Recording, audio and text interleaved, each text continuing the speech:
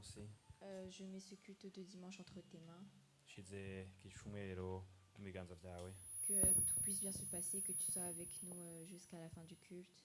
kugira ngo ubane nacu uhereye aya mango gushitsa igihe turangiriza iteraniro Que tu diriges chaque chose qui va se passer.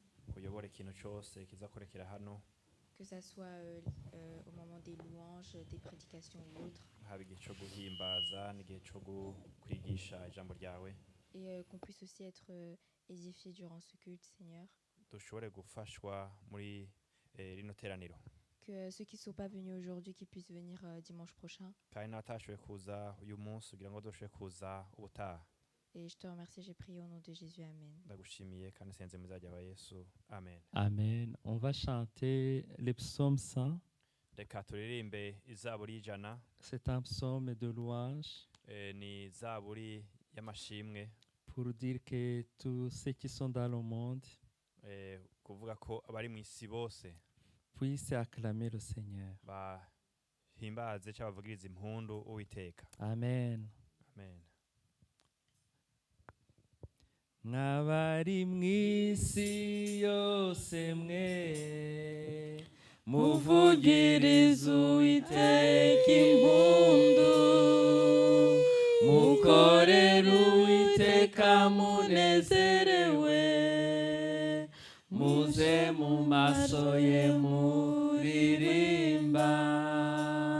Mwabari mw'isi yose mwe muvugirize Uwiteka impundu, nta muntu uri kumva, mukorere Uwiteka munezerewe, muze mu maso ye muririmba. Niwe waturemye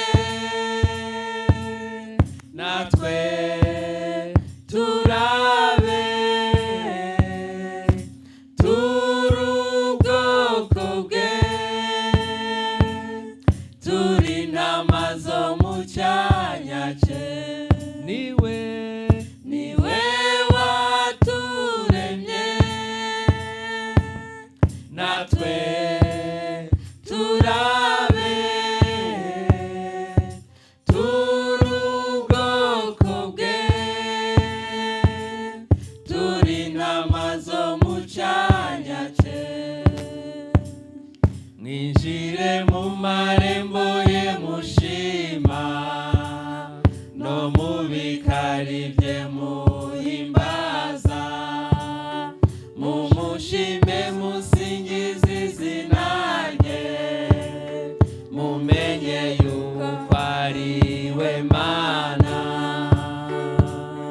Mwinjire mu marembo ye mushima, no mu bikari bye muhimbaza, mumushime musingize izina rye, mumenye yuko ari we Mana. Niwe waturemye natwe turabe, turi ubwoko bwe, turi intama zo mu cyanya cye. Niwe waturemye natwe turabe, turi ubwoko bwe, turi intama zo mu cyanya cye. Kuko Uwiteka ari mwiza,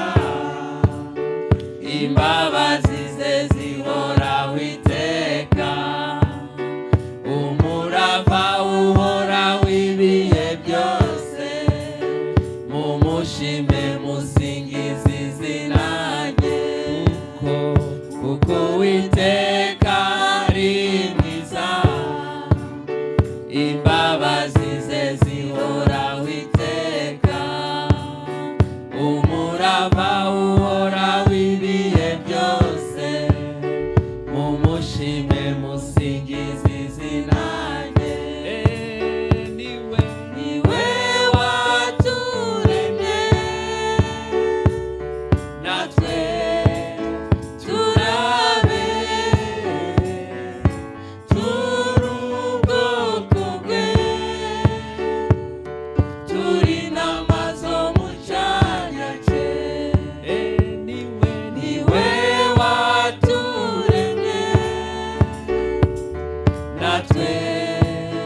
turabe turi ubwoko bwe turi intama zo mu cyanya cye niwe waturemye natwe turabe turi ubwoko bwe turi intama zo mu cyanya cye. Haleluya. Shima Imana kuri uyu mwanya. Luro Seigneur Niwe maintenant. wakuremye. Alléluia. Tu as créé. Yes, Uri wewe ubwoko wandemye. bw'Imana. Tu es le peuple de Dieu. Ntabwo uri umuhutu, Tu n'es pas Hutu. ntabwo uri umututsi, Tu n'es pas Tutsi. ntabwo uri umutwa, Tu n'es pas toi. ntabwo uri umuzungu, Tu n'es pas blanc. ntabwo uri umwirabura, Tu n'es pas noir. ntabwo uri umushinwa, Tu n'es pas chinois. ntabwo uri ubwoko ubwo ari bwo Tu bwose, n'es pas n'importe quelle ethnie. nubwo ku mubiri wagaragara gutyo, Même si concernant la chair, Ariko uri ubwoko tu manifestes comme bw'Imana. ça, mais tu es le peuple de imbere Dieu. y'Imana uri ubwoko bwawe. Devant Dieu, tu es le peuple de Haleluya. Dieu. Shima Imana. Loue l'Éternel. wowe waturemye Mana n'ukuri turi ubwoko bwawe turi abana bawe Mana nushimwe Mana nupfukamirwe wowe waturemye rwose turi intama zo mu cyanya cyawe Haleluya.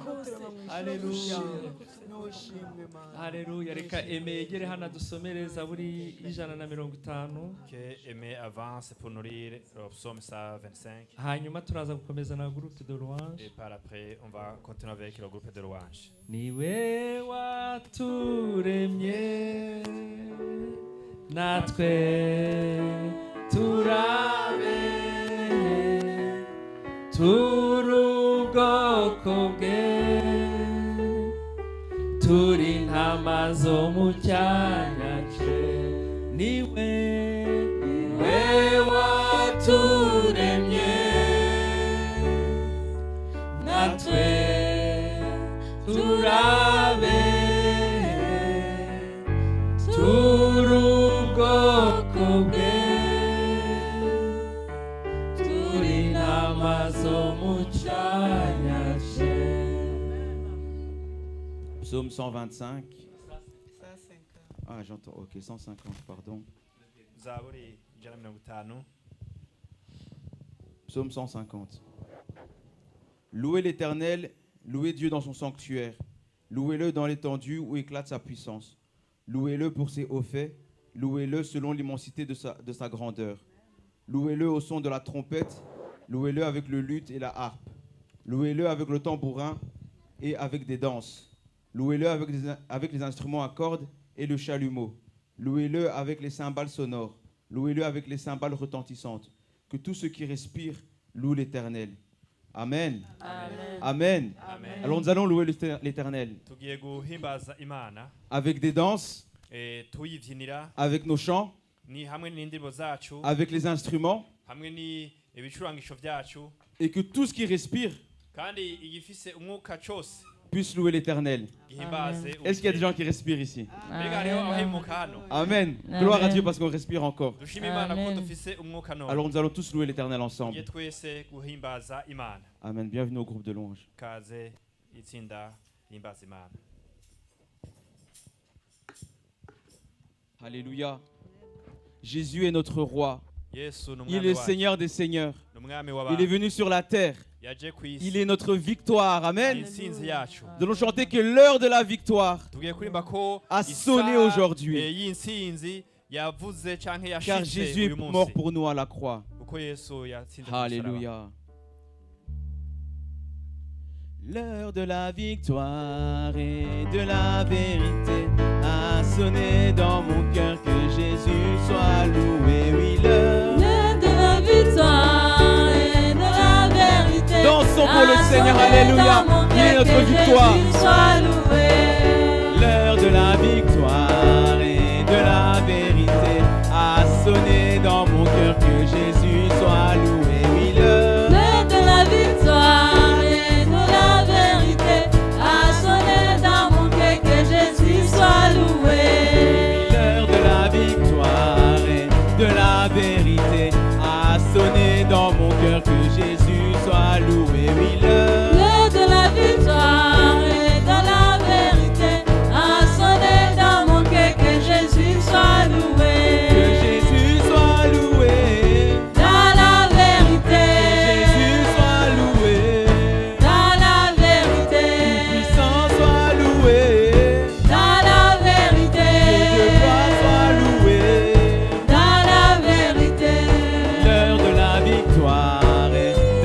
vérité a sonné dans mon cœur, que Jésus soit loué. Oui, l'heure de la victoire et de la vérité a sonné dans mon cœur, que Jésus soit loué. l'heure de la victoire et de la vérité a sonné dans mon cœur, que Jésus soit loué. Oui, l'heure De la victoire et de la vérité a sonné dans mon cœur, que Jésus soit loué. que Jésus soit loué, Dans la vérité, mon Sauveur soit loué, dans la vérité, Roi de gloire soit loué, dans la vérité, Emmanuel soit loué, dans la vérité, que Jésus soit loué, dans la vérité, que Jireh soit loué, dans la vérité, sois loué Jésus, dans la vérité, sois loué, dans la vérité, élevé Jésus, dans la vérité, élevé. dans la vérité, dans la vérité, dans la vérité, dans la vérité, dans la vérité, dans la vérité, dans la vérité, dans la vérité, dans la vérité. Alléluia.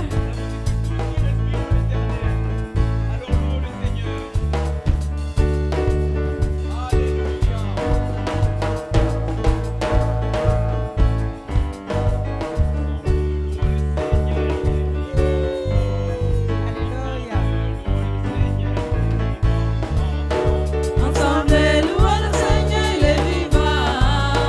Ensemble, louons le Seigneur, il est vivant.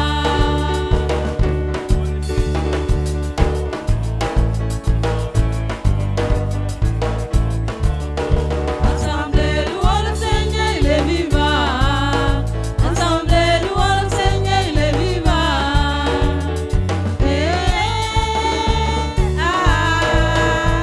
Ensemble, louons le Seigneur, il est vivant. Louons le Seigneur, il est vivant. Louons le Seigneur, il est vivant.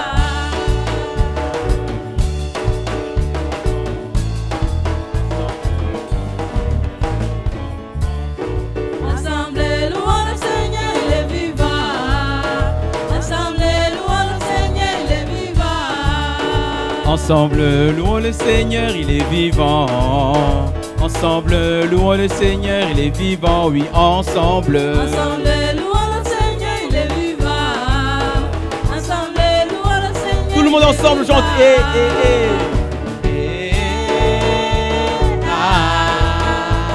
Louons le Seigneur, il est vivant.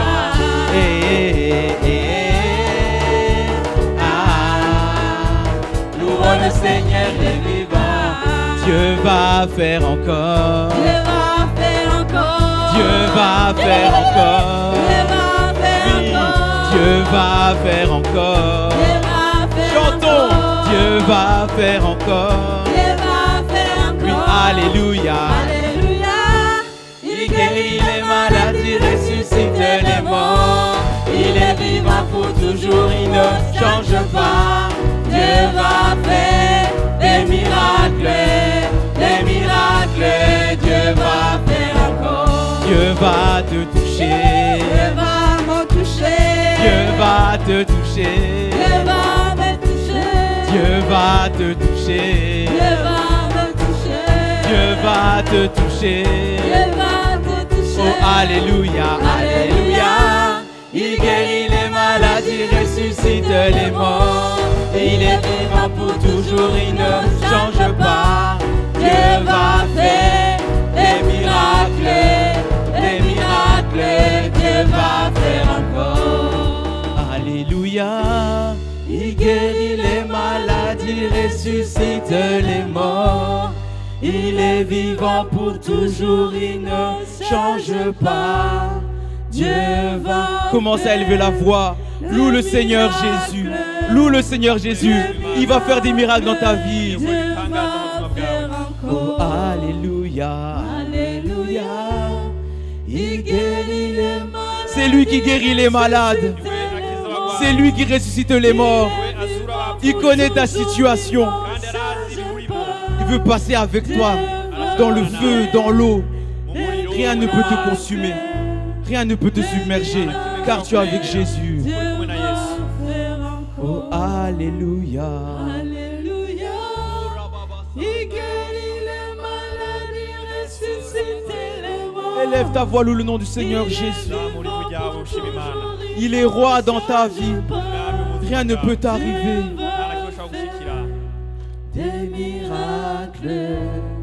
Des miracles, Dieu va faire encore. Sois loué Jésus. Sois loué notre Père. Sois notre Seigneur. Nous te recevons merci. Nous te parce que tu es notre Dieu. Nous te par rapport à ce que tu as fait. Tu nous as guéris. Tu nous as guéris. Tu as guéri nos cœurs. Tu nous as pardonné. Seigneur, nous te louons. Nous te louons par rapport à ce que d'où tu nous as tirés. Maintenant, nous rendons grâce à la croix. Tu as laissé ta gloire au ciel. Tu es venu ici sur terre pour que nous ayons la vie. Tu as bien fait, Seigneur. Que ta gloire nous enveloppe. Que ton sang nous purifie. Nous voulons te voir. Nous élevons ta gloire devant toi. Amen. Bénis le Seigneur et mon esprit magnifie son nom. Oh, car la mort n'a pas pu le retenir. Même dans le tombeau, Jésus est Seigneur. Même dans le tombeau, Jésus est Seigneur. Mon âme, oh, loue le Seigneur Jésus. Élève son nom à cet instant. Et mon esprit,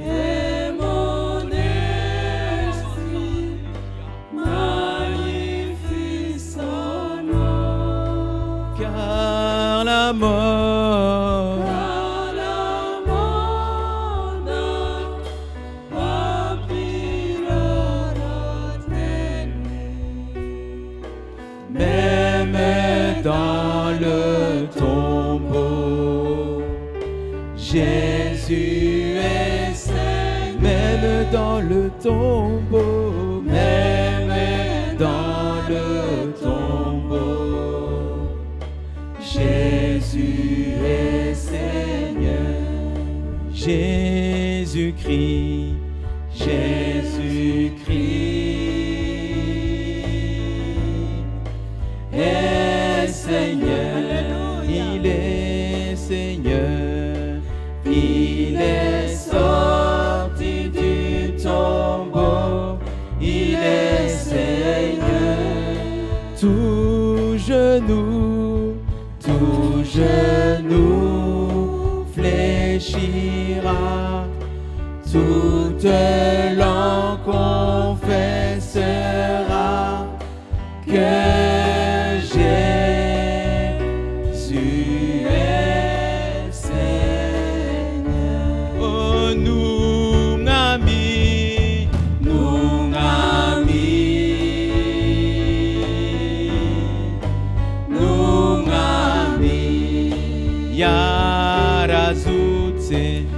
yarazutse mubapfuye n'umwami. Indimi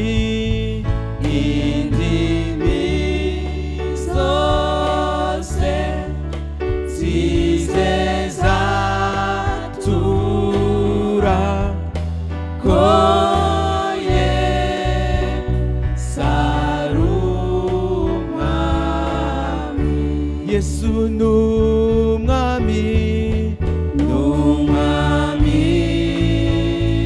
Alléluia. Loue le Seigneur Jésus. Élève ta voix pour le Seigneur Jésus. zamura ijwi ryawe ushima imana. Il est ressuscité. Yarazutse, Il a donné sa vie yatanze ubugingo bwiwe pour que tu aies la vie. kugira ngo uronke ubugingo. Alors loue le Seigneur Jésus.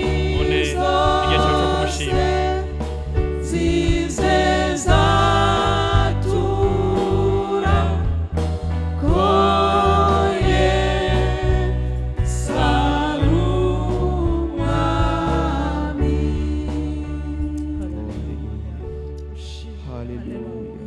Mana yacu turagushima kuri Imana, turagushima kuri gitari gikomeye Parce que tu es wowe notre uduhaye Dieu. kugira mu gitondo cy'uyu munsi. Celui qui Turashima izina toi ryawe, qui nous as donné ce beau matin. ntawe uhwanye nawe kandi nta n'uzahwana Nul n'est nawe. comparable Wowe à toi. utwemereye kuboneka mu gitondo cy'uyu munsi, dushyira Toi izina qui nous ryawe acceptes hejuru de- uri umwami. d'arriver à Yesu ce matin. umwami warazutse ntabwo Jésus, ukiri tu mu es bapfuye kandi le wari wishwe Seigneur, n'ibyaha et tu es byacu. ressuscité. Ibyaha byanjye nibyo wazize, ibyaha by'abavandimwe bene tu es data mort à nibyo cause de mes wazize. péchés. Mwami Yesu Kristo nuko uramanuka ujya Jésus mwami Christ, Yesu tu Kristo vas ujyanishwa mu mva, descendre igihe jusqu'au kigeze urasohoka mu Et izina le temps est ryawe venu, tu Yesu es sorti turaguhimbaza du tombeau. kuko utakiri mu bapfuye. Nous te Mwana remercions w'intama que tu w'Imana n'es ashyirwa plus hejuru muri parmi les gitondo, morts. imitima yacu ikunezererwe. À ce Mwami matin, Yesu hindura imitima que notre yacu, puisse hindura s'inspirer. kandi uyinezeze, unezeze buri wese uri Et imbere que tu yawe, puisses nous faire du bien. umuzure Et kandi que tu buri visites wese abone chacun ukuboko d'entre kwawe nous. muri iki gitondo Baba, À ce matin, uturinde gukabakaba ahubwo uduhe kugufata neza, Donne-nous à te uturinde toucher. Mwami Yesu Kristo kukubaririza, ahubwo uduhe gutura muri wowe Donne-nous kandi nawe habiter uture en muri toi. twe. Et Turaguhamagaye toi Mana aussi, muri habite en gitondo, nous. munezeze Nous imitima t'appelons à yose, ce matin. uyisure uyihe Et tu kugubwa donnes neza toute mu ta izina joie. rya Yesu. Et que tu Reka nous abamarayika visites. babazunguruke hano Que bagutahera tes hawe anges kandi gahunda autour yose de nous. ikomeje uyibemo, ni mu izina ryawe Yesu nom de Kristo, amen. Amen, amen. Acclamons le Seigneur. dukomere amashyi Alléluia. Uwiteka. C'est lui qui est roi. niwe mwami. Amen. Amen. Amen. Merci au groupe de louanges. murakoze groupe louange. Alléluia. Que tout ce qui loue l'Éternel. Que tout ce qui respire loue umuntu l'Éternel. wese ahemuka afise umwuka ashime Uwiteka. Amen. Amen. Amen. Gloire à Jésus. icyo ni cyo cya Yesu. Y a-t-il des enfants qui ont eu leur anniversaire? hari abana Ils sont bagize présents parmi nous. isabukuru bari hagati muri twebwe.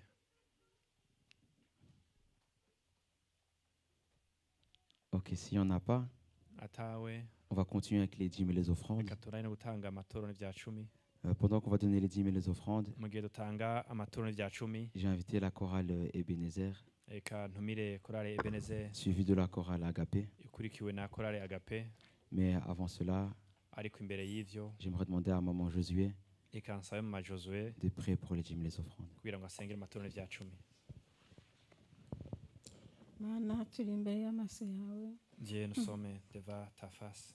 tugushimira Mana umwanya wose utambutse Nous te louons pour le temps passé. kandi tugushimiye n'umwanya tugezemo gutanga ibya cumi Et nous te remercions n'amaturo. pour le mandat que nous entrons, nous allons donner nos offrandes et nos dîmes. Mana turakwinginze kugira ngo ubihe umugisha wawe Seigneur, nous te prions pour que tu puisses le bénir, ubyakire Mana kuko bivuye mu mitima que igushima. tu le reçoives parce qu'ils viennent de qui qui te loue.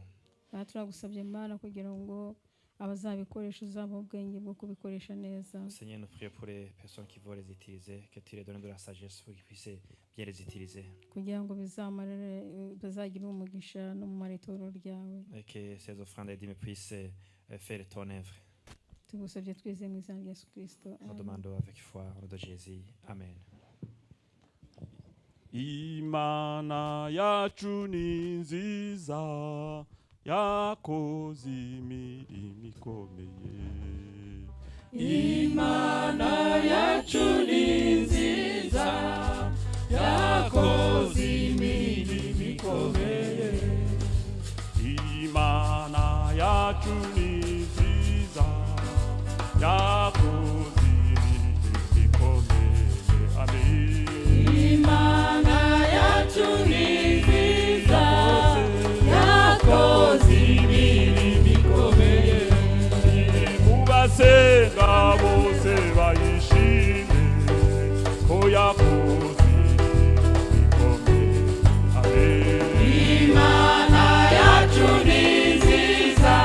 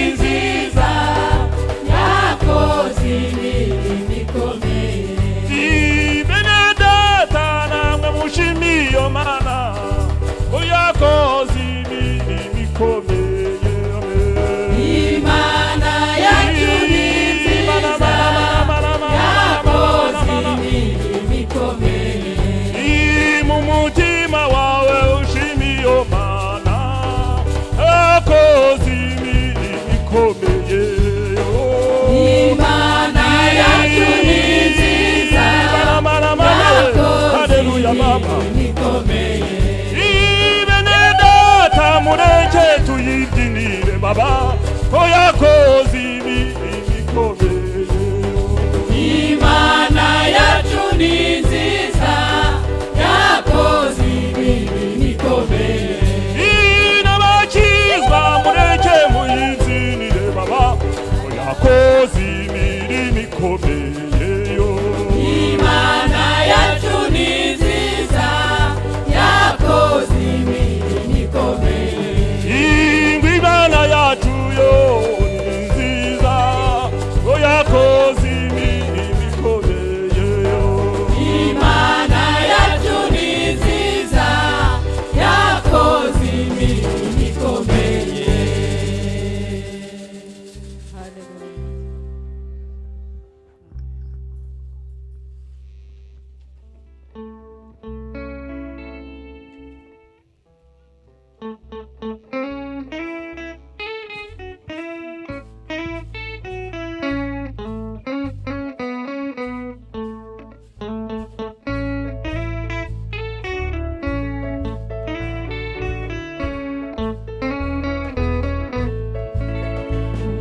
Iwacu mu gihugu cyiza aho tuzibera tubanye na Yesu, yavuze ko agiye kuhategura kandi azagaruka aje kutujyana. Nkumbuye cyane kubana n'Imana, nkumbuye cyane kubana n'abera mu gihugu cyiza cy'amata n'ubuki. Nkumbuye cyane kubana n'Imana, nkumbuye cyane kubana n'abera mu gihugu cyiza cy'amata n'ubuki.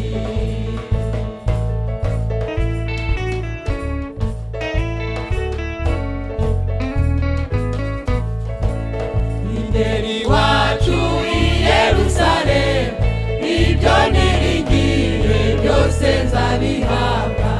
Nzajya kuri cya giti cy'ubugingo, nzajya kuri manu yahishiwe abera. Nzareba ibyo amaso atigeze areba, nzumva ibyo amatwi atigeze yumva, nanjye nzaririmba mbishimira Imana. Nzareba ibyo amaso atigeze areba, nzumva ibyo amatwi atigeze yumva, nanjye nzaririmba mbishimira Imana.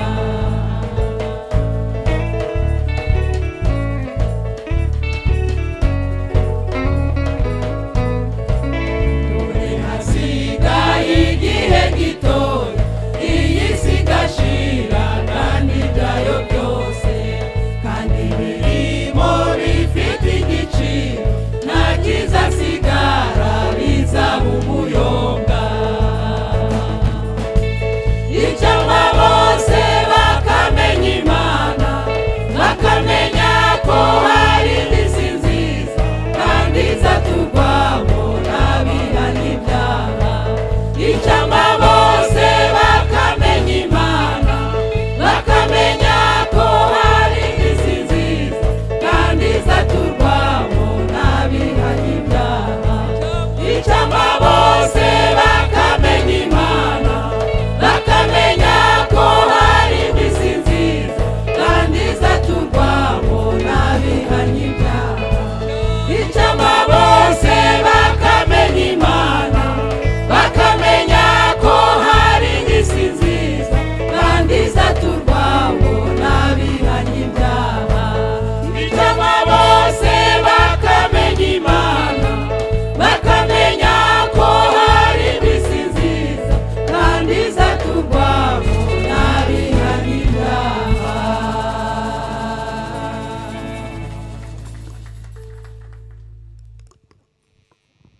Jésus est mon ami de tous les jours. Jésus est mon ami de tous les jours. Jésus est mon ami de chaque jour. Jésus est mon ami de tous les jours. Jésus est mon ami de tous les jours. Jésus est mon ami de tous les jours.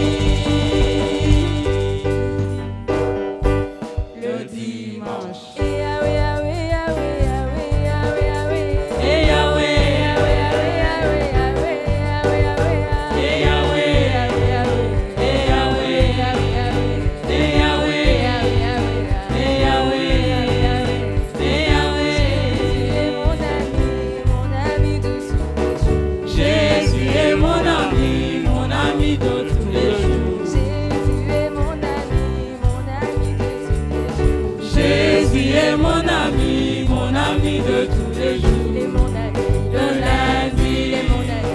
le mardi, Il est mon ami. le mercredi, Il est mon ami. le jeudi, Il est mon ami. le vendredi, Il est mon ami. le samedi. Ami. Le dimanche.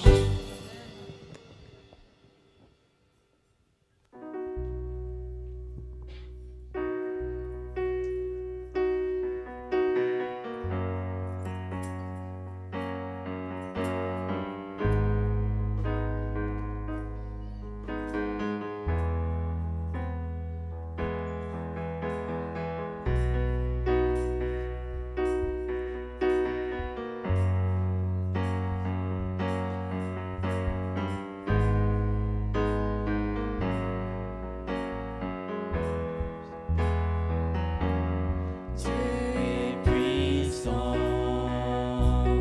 il est juste et grand, il peut tout accomplir, plus grand que nos pensées, plus grand que nos désirs, il a fait de grandes choses. Élevé, il a vaincu la mort. Oui, il vit, mon Dieu est puissant. En son nom, j'ai la victoire. Le Seigneur, mon Dieu est puissant. Dieu vit en nous, il est parmi nous, il ouvre la voie, plus grand que nos attentes, plus grand que nos espoirs, il a fait de grandes choses. Élevé, il a vaincu la mort.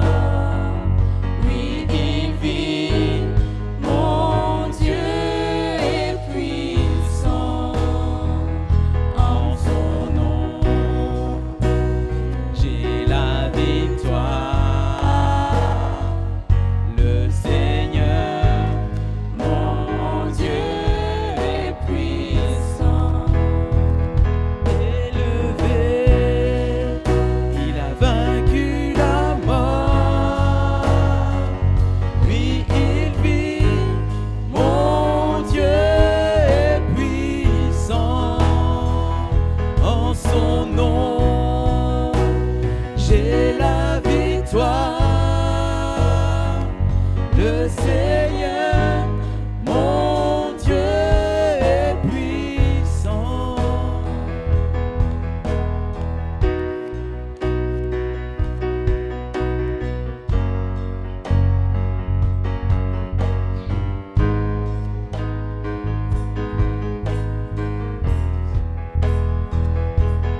Dieu est ici, sa grâce nous conduit.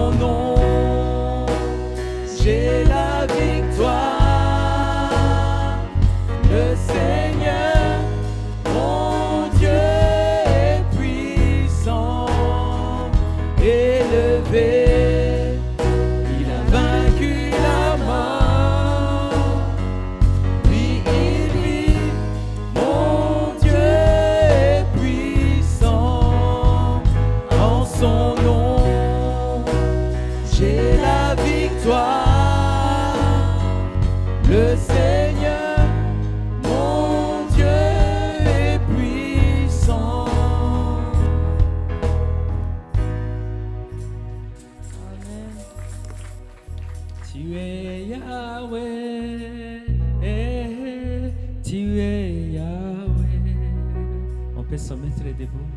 Tu es Yahweh. Arima peut nous aider. Et tu es Yahweh. Tu es Yahweh. Alpha et Omega. Pense aux paroles de ce chant.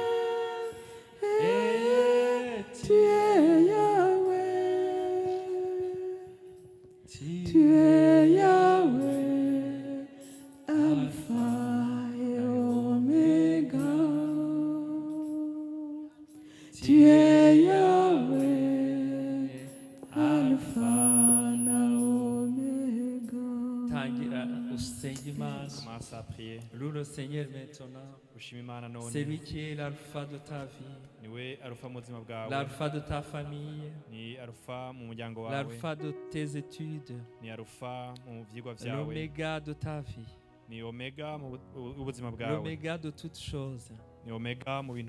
C'est lui qui a le dernier mot. Loue le Seigneur maintenant. Ouvre ta bouche. Alléluia, alléluia.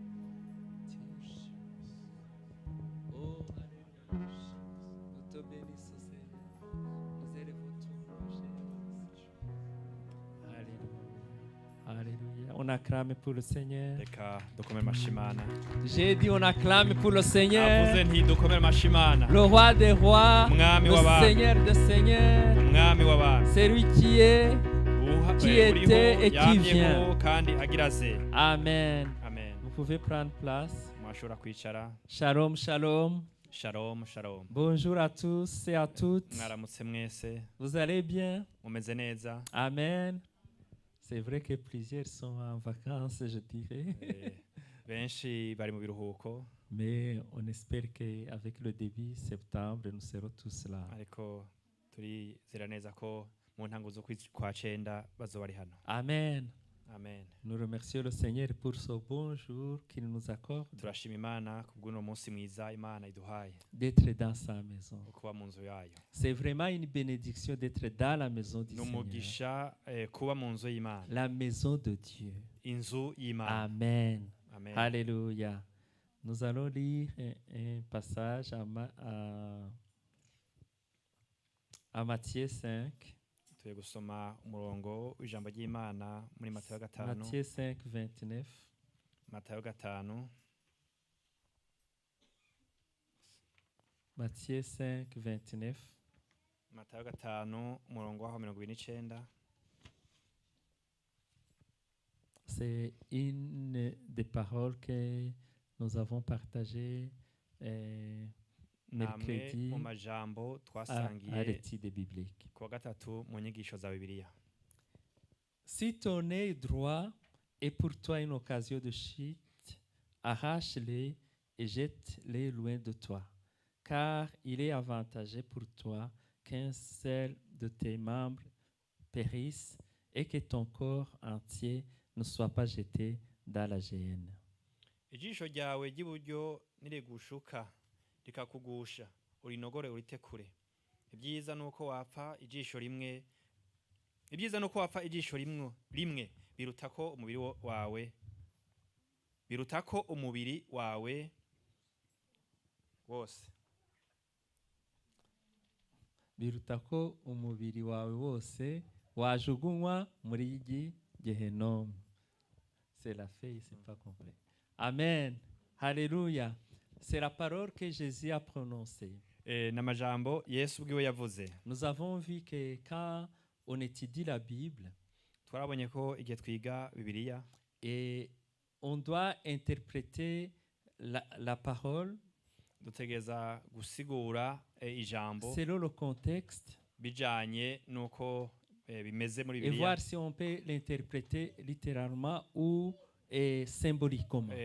Twabonye ko umuntu ashobora gusigura Bibiliya yisunze uko vyanditswe canke yisunze igishushanyo.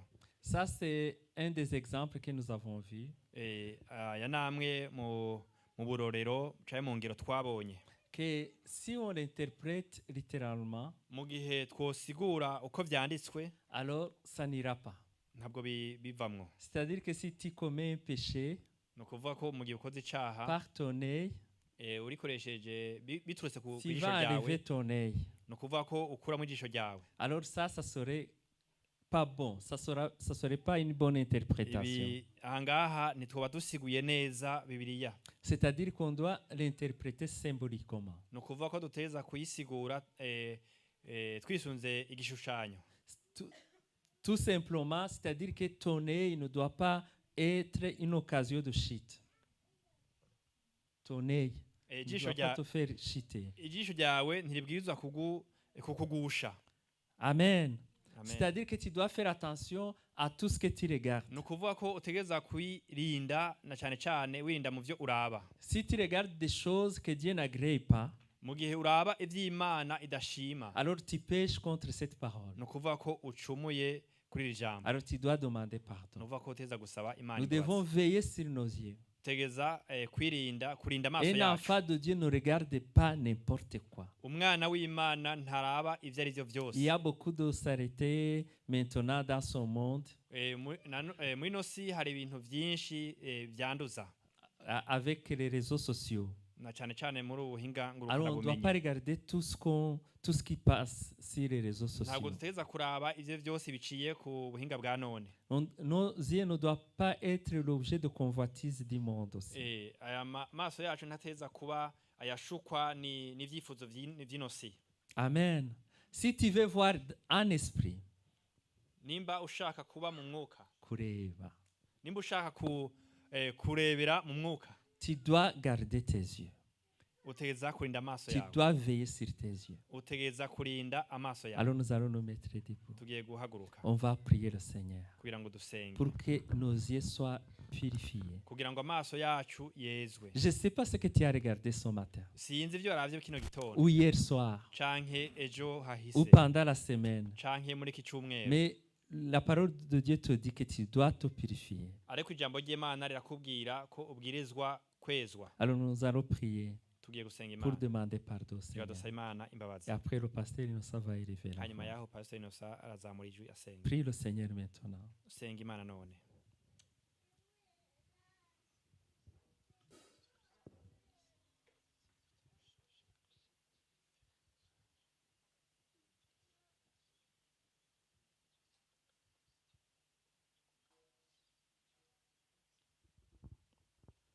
Seigneur Jésus, nous te bénissons. Mwami Yesu turagushimira, Merci pour ta parole, Seigneur. turagushimira ku ijambo ryawe. Tu viens de nous parler, Seigneur, à travers cette parole. Uhejeje kutuganiriza uciye mu ijambo ryawe. Seigneur, nous prions pour l'instant Turasenga none pour que, Seigneur, nos yeux ne regardent pas n'importe quoi. kugira ngo amaso yacu ntakarabe ivyo arivyo byose, Pour que, Seigneur, nous puissions veiller sur ce que nous regardons. kugira ngo twirinde mu byo turaba, Parce que ce que nous regardons peuvent nous souiller. kuko ivyo turaba bishobora kutwanduza, Ce que nous regardons peuvent nous amener au péché. kandi ivyo turaba bishobora no kutuzanira ivyaha, Et kutujana mu Seigneur, vyaha, tu n'aimes pas, Seigneur, le péché. kandi ntabwo ukunda icyaha. Et nous voulons que tu nous aimes, nous voulons également t'aimer. Turashaka ko tugukunda nawe ukadukunda. C'est pour cela, Seigneur, que nous voulons faire ce qui est bien devant toi. Niyo mpamvu dushaka gukora ivyiza imbere y'amaso yawe. Nous avons besoin de la puissance du Saint-Esprit, Seigneur, Turashaka ubushobozi bwa mwuka wera qui nous aide, Seigneur, à ne pas regarder n'importe quoi. kugira ngo adufashe kutaraba ivyo arivyo vyose, Ce que nous regardons à travers les réseaux sociaux, ivyo turaba ku buhinga bwa none, ce que nous regardons à travers la télévision, ivyo turabira muri televiziyo, à travers Internet, Seigneur. ivyo turabira kuri internet. Aide-nous, Seigneur. Udufashe mwami, Aide-nous, Seigneur. udufashe mwami. Sans toi, Seigneur, nous ne pouvons rien faire. Tutagufise ntacyo twabasha gukora, Sans toi, nous ne pouvons pas y arriver. tutagufise nta namwe twoshika, Mais avec toi, Seigneur, nous pourrons veiller sur nos yeux et sur tous les ariko membres de nos dufashwe corps, nawe Seigneur. turashobora kurinda amaso yacu. Merci, Seigneur, que tu nous as écoutés. Urakoze mwami ko twumvise, Au nom de Jésus. mu izina rya Yesu. Amen. Amen. Vous pouvez prendre place, s'il Mushobora vous plaît. kwicara. Est-ce qu'il y a des visiteurs parmi nous? Hoba hari abashitsi bari hagati muri twebwe. Amen, amen. Amen, Alléluia. amen. Que celui qui l'a invité puisse nous le présenter, s'il vous plaît. Uwamutumiye ashobora kumutubwira. Alléluia. Amen. Amen. Ndumva ashobora kwivugira iwacu turivugira. Il peut se présenter chez nous, on se présente. Alléluia. Amen. Je m'appelle Martin. Nitwa Je Martin, viens du Rwanda. Amen. mvuye i Rwanda. Je suis très heureux de vous rencontrer. Amen. Ndanezerewe no Que Dieu kubana nawe. soit loué. Imana Amen. ishimwe. Mais tu ressembles à François, c'est son frère. C'est ton frère. Ah, ça, tu vois, tu aurais dû présenter hein, aussi. Ajouter ça, c'est important. Amen.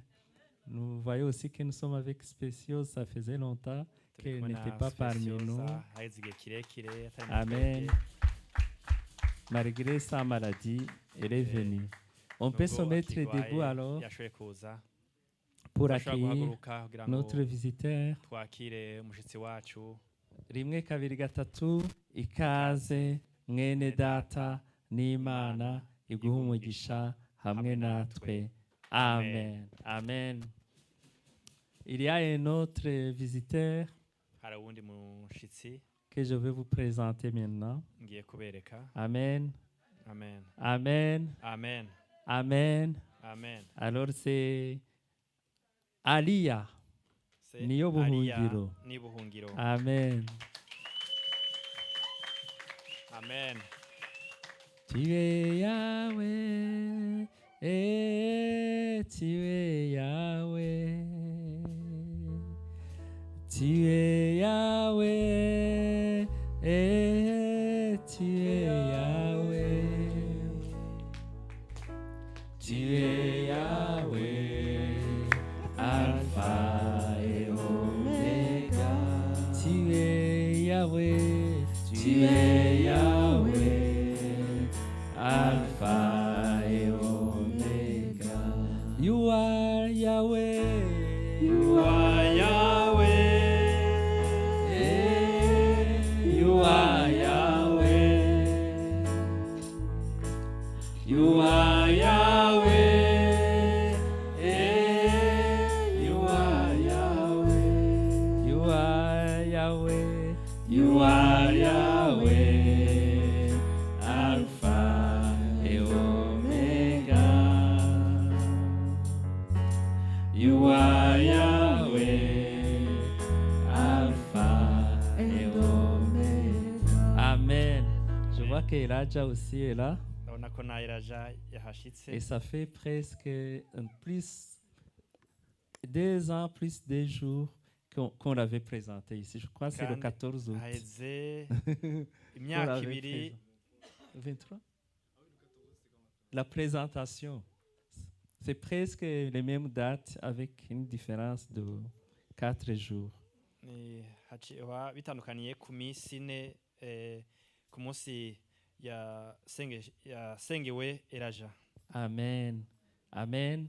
Alors on va lire la parole de Dieu Dusome ijambo à ry'Imana Marc, muri Mariko chapitre 10, ibice 10 verset 13. umurongo wa 13. Marc, Mariko chapitre 10, ibice à partir du 10, verset 13 jusqu'au 16e verset. guhera ku murongo wa 13 gushika ku murongo wa On 16. lui amena des petits enfants, afin qu'il les touchât.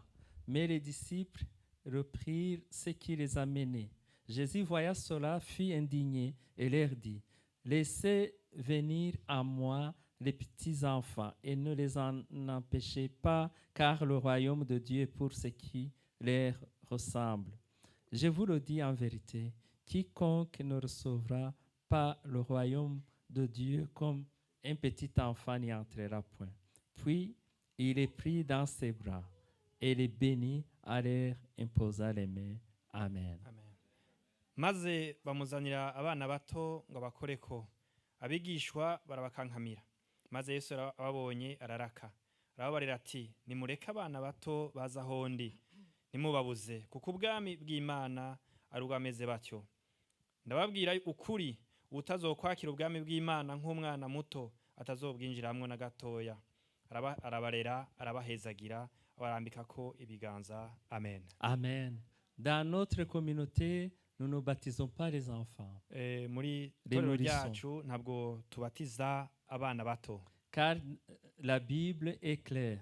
Kuko Bibiliya irabivuga Les neza. personnes qui prennent leur baptême, ce sont des personnes qui peuvent faire le choix personnel de suivre Jésus. Abantu bashobora kubatizwa n'abantu bashobora kugira amahitamwo ubwabo nyene gukwikira Yesu umwami n'umukiza wabo. Étant donné qu'un bébé n'est évidemment pas à mesure d'effectuer cet acte de confession de foi, Umwana muto ntabwo ashobora kugira iryo hitamwo. Et d'engagement personnel, ntabwo ashobora kukifatira icemezo wenyene. Nous ne pouvons pas le baptiser. Ntabwo dushobora kubatiza umwana nk'uyo. Vous voyez, Aliya est né le 29 juillet. Aliya yavutse igenekerezo rya 29 z'ukwezi kw'indwi. Donc il n'a même pas un mois, c'est ça? Hein? Pas Nta encore. n'ukwezi aragira. Donc si je lui demande est-ce que tu crois au Seigneur Jésus, il va pas répondre. Ndamubajije mbega urizera umwami Yesu, ntabwo yokwishura. Non, c'est impossible. Ntibishoboka. Donc je peux pas le baptiser. Ntabwo nshobora kumubatiza. Alors c'est pourquoi nous présentons les enfants au Seigneur. Nous les dédions Niyo mpamvu au Seigneur. twereka Imana abana tukabashira Imana. Comme Jésus a fait. Nkuko Yesu yabikoze. Vous savez que Jésus baptisait. Yesu yarabatiza. Oui, oui, Jésus baptisait. Nivyo Yesu yarabatiza. C'est clair, dans la Bible le dit. Bibiliya irabitubwira. Mais ce n'est pas lui qui faisait l'acte, mais c'est ses disciples. Ntabwo ari yakora igikorwa ariko n'abigishwa bibo babikora. Alors, on lui a amené des enfants. Bamuzaniye abana. Il n'a pas dit aux disciples, baptisez-les. Ntabwo yabwiye abigishwa biwe ngo nimubatize. Non, plutôt il les a pris dans ses bras. Ariko yabafashe mu biganza Et vyiwe. puis il les a bénis. Hanyuma arabahezagira. C'est ce que nous allons faire. Nivyo tugiye gukora. Mais avant de le faire, ariko imbere yuko je tubikora, vais demander aux parents. ngiye kubaza abavyeyi. Pouvez-vous nous affirmer que vous allez élever cet enfant dans le Seigneur et que vous allez tout faire pour que cet enfant puisse un jour recevoir Jésus-Christ comme son propre Seigneur et Sauveur? Muratwemerera ko mugiye kurera uyu mwana mumureresheje ijambo ry'Imana kandi umunsi umwe azokwemera umwami n'umukiza wiwe Yesu? Oui, on le fera. Yego tuzobikora. Amen. Amen. On peut acclamer le Seigneur pour cela. Dushobora komera amashi Imana. Je vais demander aussi à l'église Reka mbaze n'itorero. si vous pouvez vous mettre debout pour que je vous voie. Reka muhaguruke nshobore kubabona. Mettez-vous debout, s'il vous plaît. Muhaguruke nshobore kubabona. Acceptez-vous de soutenir la croissance spirituelle de l'enfant Aria? Muremera gushikira ikura ry'umwana Aria? Amen. Spirituelle, la croissance spirituelle. Muremera gufasha mu ikura ry'umwana mu mwuka Aria? Amen. Amen. Amen. Alors je vais demander au pasteur Innocent de s'approcher ici. Reka nsabe pasteur kwegera hano Innocent. On va prier le Seigneur pour Aria. Kugira ngo usengere Aria.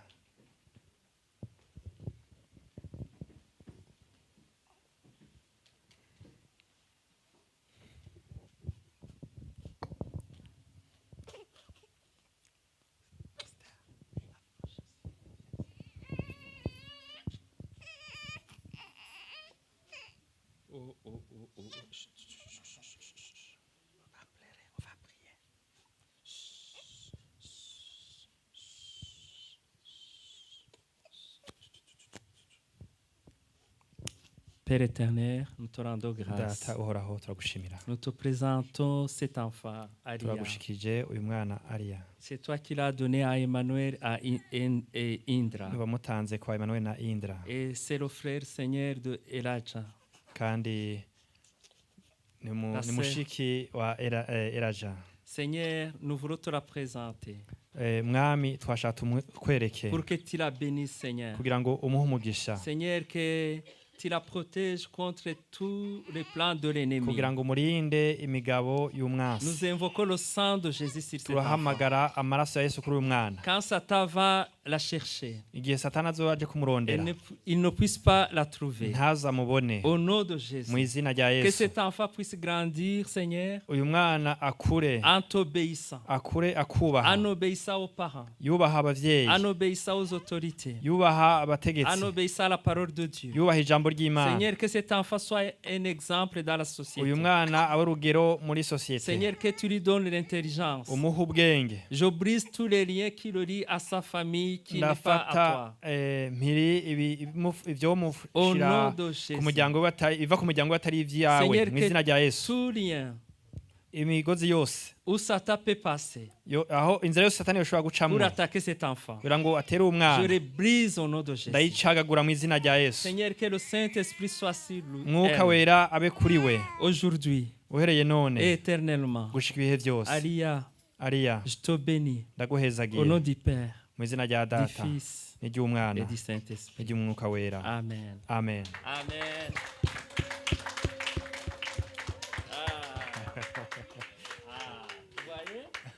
Il ne pleure plus, hein?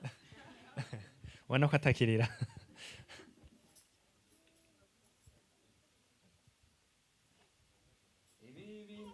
Yesu abikoze turanezerewe. Ibi bintu ni Yesu abikoze turanezerewe. Ibi bintu ninde waduterera iyo korasi neza kabisa tugahaguruka, ariko banza mwananiwe cyane uyu munsi. Vous êtes fatigué? Vous pouvez mettre debout pour qu'on puisse chanter ce que. Ngo ibi bintu ni Yesu wabikoze we turanezerewe. Ibintu ni Yesu wabikoze we turanezerewe. Ngo ibi bintu ni Yesu wabikoze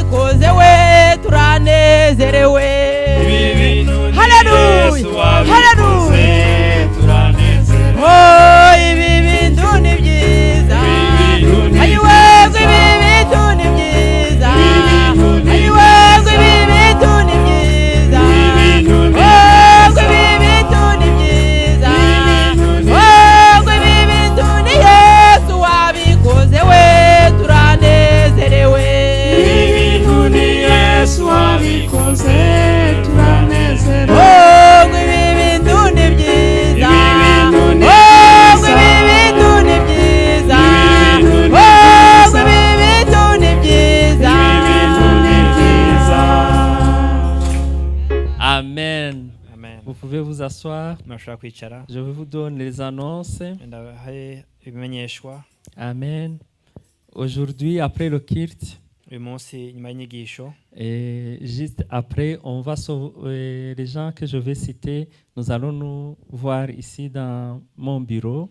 abantu ngiye kuvuga amazina muca muza kundeba aha mu biro. Juste quelques minutes. Vous allez saluer les personnes, les frères et les sœurs après. Ni umwanya mutoya maza kuramutsa aba bene data Donc, hanyuma muce muza. c'est une réunion qui concerne les anciens de l'église, Ni inama irabana n'abakuru b'itorero, les administrateurs inama y'ubutegetsi et les responsables de ministère.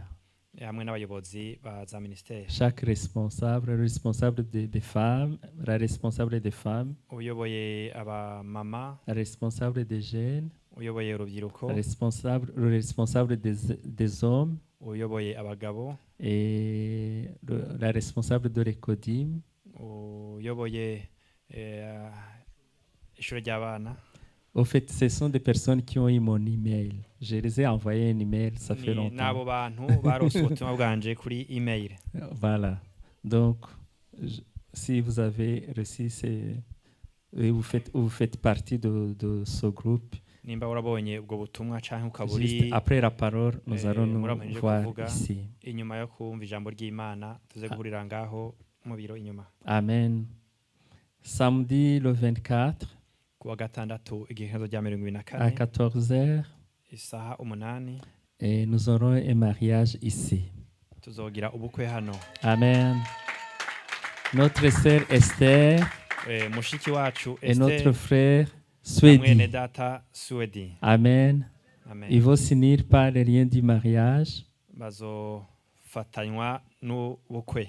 ou la bénédiction nuptiale. Il y aura la bénédiction nuptiale Hazoba pour leur mariage. hezagira ubukwe bwabo. Donc, venez soutenir notre sœur et notre frère. Kwifatanya na mushiki wacu hamwe na mwene data. Et soutenons aussi la famille, Kandi comme nous dushigikira, avons l'habitude de le faire. n'umuryango nk'uko Amen. dusanzwe tubikora. Et vendredi le 20 septembre, kuwa gatanu igihezo rya 20 z'ukwezi kw'icenda nous aurons une nuit de prière ici. tuzogira ijoro ry'amasengesho hano. Vendredi, nous avons eu des bons moments à Liège. Kuwa gatanu twagize ibihe vyiza cane i Liège. Alors, ne manquez pas aussi ce vendredi le 20 Rero, septembre ici pour ntuzobure une nuit de rya prière. 20 muri iryo joro ry'amasengesho. Amen. Alors, il y a la retraite des sœurs Hari igiterane c'abashiki bacu du 28 octobre au 1er novembre. guhera 28 gushika igihezo rya mbere z'ukwezi kwa 11. Merci de vous inscrire. Mwakoze ko muriko muriyandikisha. Amen. Donc, nous allons nous mettre debout Tugiye guhaguruka avant de prier pour la parole, imbere ko pour le moment de la parole. dusengera ijambo Nous ry'Imana. allons prier pour les malades. Tugiye gusengera abagwayi. Amen. Il y a les membres de la famille de notre sœur Janine qui sont malades. Je crois que c'est son beau-frère hari umwe qui est mu malade. muryango wa Janine nibaza ko ari muramu we. Et nous allons prier pour cette personne. Gusengera uwo muntu. Nous nous mettons debout. Reka duhaguruke dusenge. Dieu va faire encore. Dieu va faire encore. Dieu va faire encore. Dieu va faire encore. Alléluia, Alléluia. Il guérit les maladies, ressuscite les morts. Il est vivant pour toujours, il ne change pas. Dieu va faire des miracles, des miracles. Dieu va faire encore. Dieu va te guérir. Dieu va me guérir. Dieu va te guérir. Dieu va me guérir. Alléluia, Alléluia. Il guérit les maladies, ressuscite les morts. Il est vivant pour toujours, il ne change pas. Dieu va faire des miracles, des miracles. Dieu va faire encore. Kansabe Josephine asengera abarwayi. Demandez à Joséphine de prier pour les malades. Seigneur, nous sommes devant ta face ce matin. Nous te remercions parce que tu nous as gardés depuis lundi.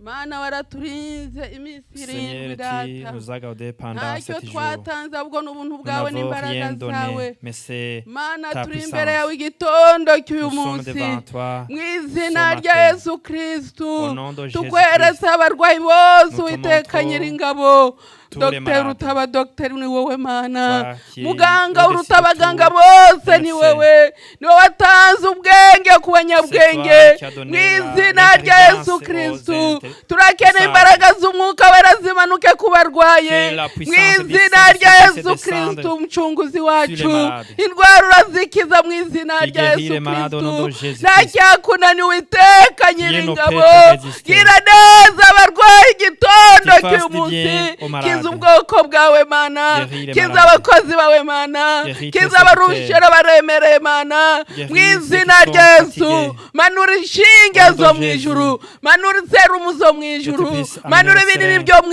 ijuru mu izina rya Au nom de Yesu Jésus. were mu kirenge data Et puis, kuzamuka mu tiens mutwe mu izina rya Yesu jusqu'à la tête. reka indwara zihunge Que reka toutes les za maladies kanseri zihunge puissent fuir. reka za sida zihunge Que les sida reka za puissent diyabete fuir. zihunge Que le mu diabète izina puisse rya fuir. Yesu Au nom genda de mu Jésus. gatuza mana genda mu maramana data Va aux mu intestins. izina rya Yesu Va bakize dans la poitrine. kiza ubwoko bwawe bararushe Guéris mana ubagire ton peuple. neza data urakoze Fais du bien. Yesu warakoze ibintu n'ibitangaza Merci nta parce que tu vas cyakunaniye faire ku des barwayi miracles. mana Il est bose impossible chez batazi toi. ibyifuzo babona ineza Merci yawe ces kuri personnes qui ont umucunguzi donné wacu l'essai de prière. witwa Dieu mugira puisse te neza voir. witwa karuhura urakoze qui nous a papa donné urakoze du repos. mwungeri mwiza Merci, ubagire bon neza berger. igitondo Que tu cy'umunsi les fasses abari du ku bien. mariri yabo mana babone ineza qui yawe dorment n'abari sans hano mu lit. giterane Que babone puisse voir ineza ta yawe gloire. urakoze se kubyumvishije Merci parce ni mu que tu izina écoutes rya nos Yesu prières. umucunguzi Au nom de wacu Jésus, notre amen Sauveur. Amen. Amen. Peut-être que Stéphane prie pour le moment de la parole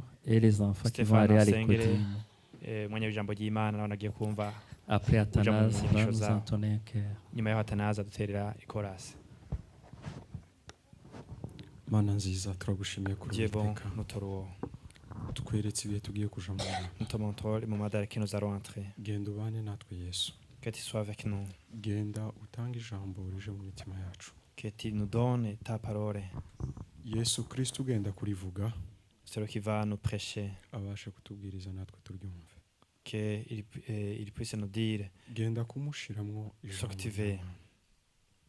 ubashe kumubonekera mu byo agenda Que tu gusoma puisses Yesu te montrer à lui. ubashe kumuhumekeramo Yesu Que tu souffles à lui. mu izina rya Yesu Au turagusabye nom de Jésus. turakweretse nous abantu demandons. bagenda kumva ijambo ryawe Nous te montrons aussi les enfants qui vont genda écouter ta ubane parole. nabo Que tu sois avec eux. genda ubonekere umonitrice wawe Que tu sois avec abashe le moniteur, la kubabwira badafite monitrice. distraction Que tu ugende protèges contre kubana nabo les ubabonekere distractions. Yesu. bana natwe Sois avec twese eux. Yesu Kristo Sois avec nous. tubisabye Au nom de twizeye Jésus, nous vous demandons. amen Amen. Amen. Vous pouvez prendre place. Les enfants, vous Mushobora pouvez kwicara, partir. abana mushobora On kugenda. va chanter avec notre frère. Turimbane na mwene nikundira data. kwibera mu mahema yawe amahema yawe mana ni meza nikundira kwibera mu mahema yawe amahema yawe mana ni meza nikundira kwibera mu mahema yawe amahema yawe mana ni meza nikundira kwibera mu mahema Haleluya Baba Jehova amahema yawe mana ni meza nikundira kwibera mu mahema yawe amahema yawe mana ni meza nikundira kwibera mu mahema yawe amahema yawe mana ni meza amahema yawe mana ni meza amahema yawe mana ni meza amahema yawe mana ni meza abasenga bose amahema yawe mana ni meza amahema yawe mana ni meza amahema yawe mana ni meza amahema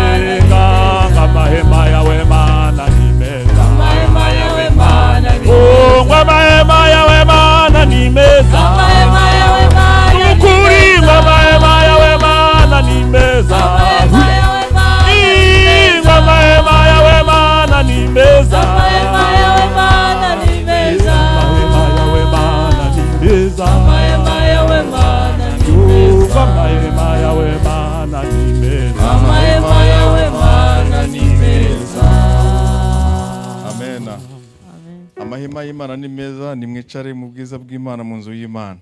Les tentes de Dieu sont bonnes, asseyez-vous dans la gloire de Dieu. Ni ugushima Imana kuko hari benshi babujijwe n'impamvu zitandukanye, uburwayi n'ibindi, wowe wageze hano ushima Imana. Nous devons louer le Seigneur parce qu'il y en a plusieurs qui n'ont pas pu arriver ici à cause de la maladie. Alors toi qui es arrivé ici, tu peux louer le Seigneur. Ibyo ni ishimwe rya buri wese. Ça, c'est une action de grâce pour chacun. Ntarakomeza mfite ishimwe mu mutima wanjye. Avant de continuer, j'ai une action de grâce dans mon cœur. Ndashima Imana kubw'ubukwe duherutse gukoresha mu muryango wacu. Je loue le Seigneur pour le mariage qui vient de se passer dans notre famille. Maze gushyingira hano i Buraya mpageze inshuro enye. Depuis que je suis arrivé ici en Europe, j'ai marié 4 enfants. Ubwo rero ayo ni amashimwe akomeye. Alors ce sont de grandes actions de grâce. Ntabwo ari ubushobozi bwanjye. C'est pas par mon pouvoir. Nibiva mu ijuru. C'est quelque chose qui vient du ciel. Ariko ubu bukwe bwa kane nabonyemo spécialité zidasanzwe.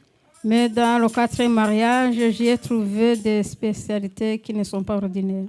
Imana yabanje kubuvuga inshuro enye hashize imyaka 4. Dieu a parlé de son mariage 4 fois, ça fait déjà 4 ans. Hari abantu babiri yakoresheje, umwe n'uwa hano undi n'uwo mu Rwanda. Dieu a utilisé des personnes, une personne est d'ici, l'autre est du Rwanda. Imana itubwira ngo Lydia ufite ubukwe. Et à ce moment, Dieu nous disait, Lydie, tu as un mariage. Uwo mu Rwanda we hari irindi jambo yongereho Imana yamubwiye. Celui du Rwanda a ajouté une parole que Dieu lui a dite. Yaravuze ngo imukuyeho igisuzuguriro. Il a dit qu'il lui enlève la honte. Nukuri Imana yacu iratangaje. Notre Dieu est merveilleux. Ubwo kandi ibyivuze iyo bisohoye tugomba kwishima. Et ce qu'il dit, quand la chose s'accomplisse, nous devons le louer. Ubuhanuzi bwemerwa ari uko busohoye. La prophétie est acceptée lorsqu'elle est accomplie. Abajene rero dutangiye umushinga w'ubukwe barambwiye bati turashaka iminsi mikuru 3. Quand nous avons commencé le projet du mariage, les jeunes m'ont dit que ils verraient 3 fêtes. Ndababwira nti se ko mbona umutungo ari ntawo. Et je leur ai dit qu'il n'y a pas assez de moyens.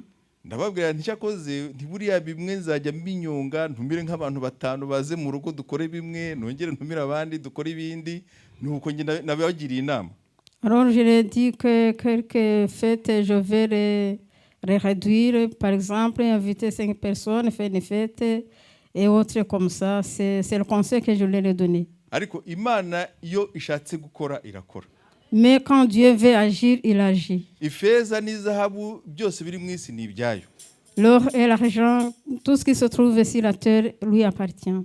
Ubwo ngiye narebaga nk'umwana w'umuntu. Moi, je regardais les choses comme un homme, comme un humain. Imana yo yari ifite ibyo yateganije. Mais Dieu lui avait des choses qu'il avait préparées d'avance. Ya minsi mikuru yagiye ibera mu masale. Alors ces fêtes que je disais ont eu lieu dans les salles. Ubwo icyo sinabura kugishimira Imana. Je ne manquerai pas louer Dieu pour cela. Kandi mwarabusengeye rwose.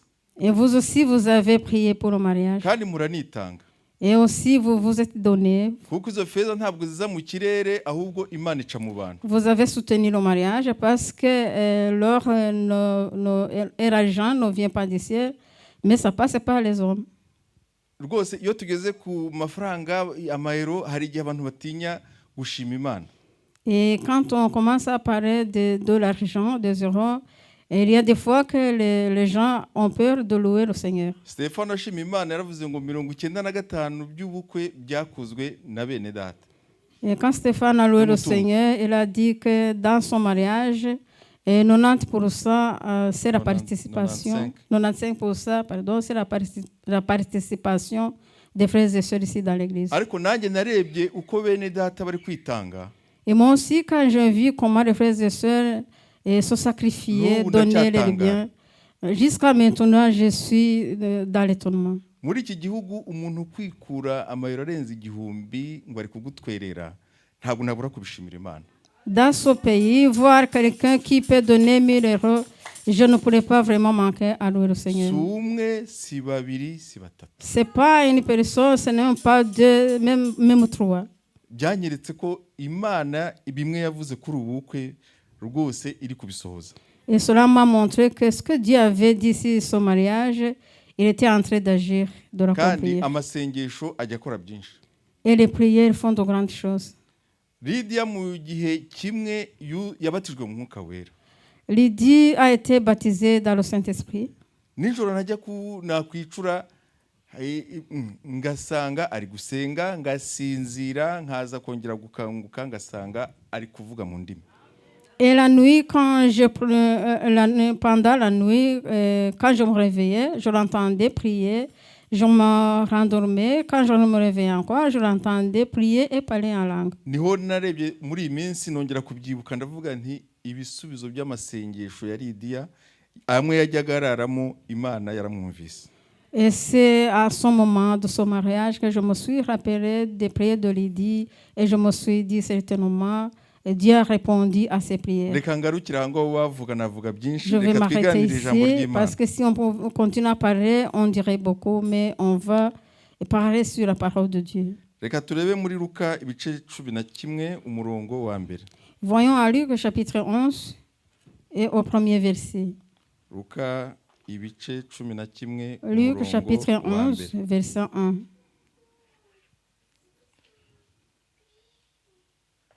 Nuko ari ahantu hamwe asenga arangije umwe mu bigishwa be aramubwira ati databuja twigishe gusenga nk'uko Yohana yigishije abigishwa be. Jésus pria un jour en un certain lieu. Lorsqu'il y achevait, un de ses disciples lui dit, Seigneur, enseigne-nous à prier comme Jean l'a enseigné à ses disciples. Amen. Aha ni Yesu wasubizaga abigishwa be. Uyu wamubajije ni umwe mu bigishwa be.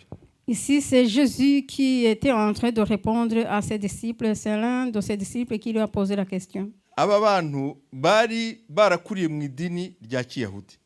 Et ces gens étaient grandis dans la religion juive. Kandi bari bageze igihe bari kumwe na Yesu ntabwo ari igihe kinini hahari mu ntangiriro. Et ça faisait pas longtemps qu'ils étaient avec Jésus, c'était juste au commencement. Bumva uko Yesu asenga. Alors ils ont entendu comment Jésus priait. Baramubwira ati twigishe gusenga.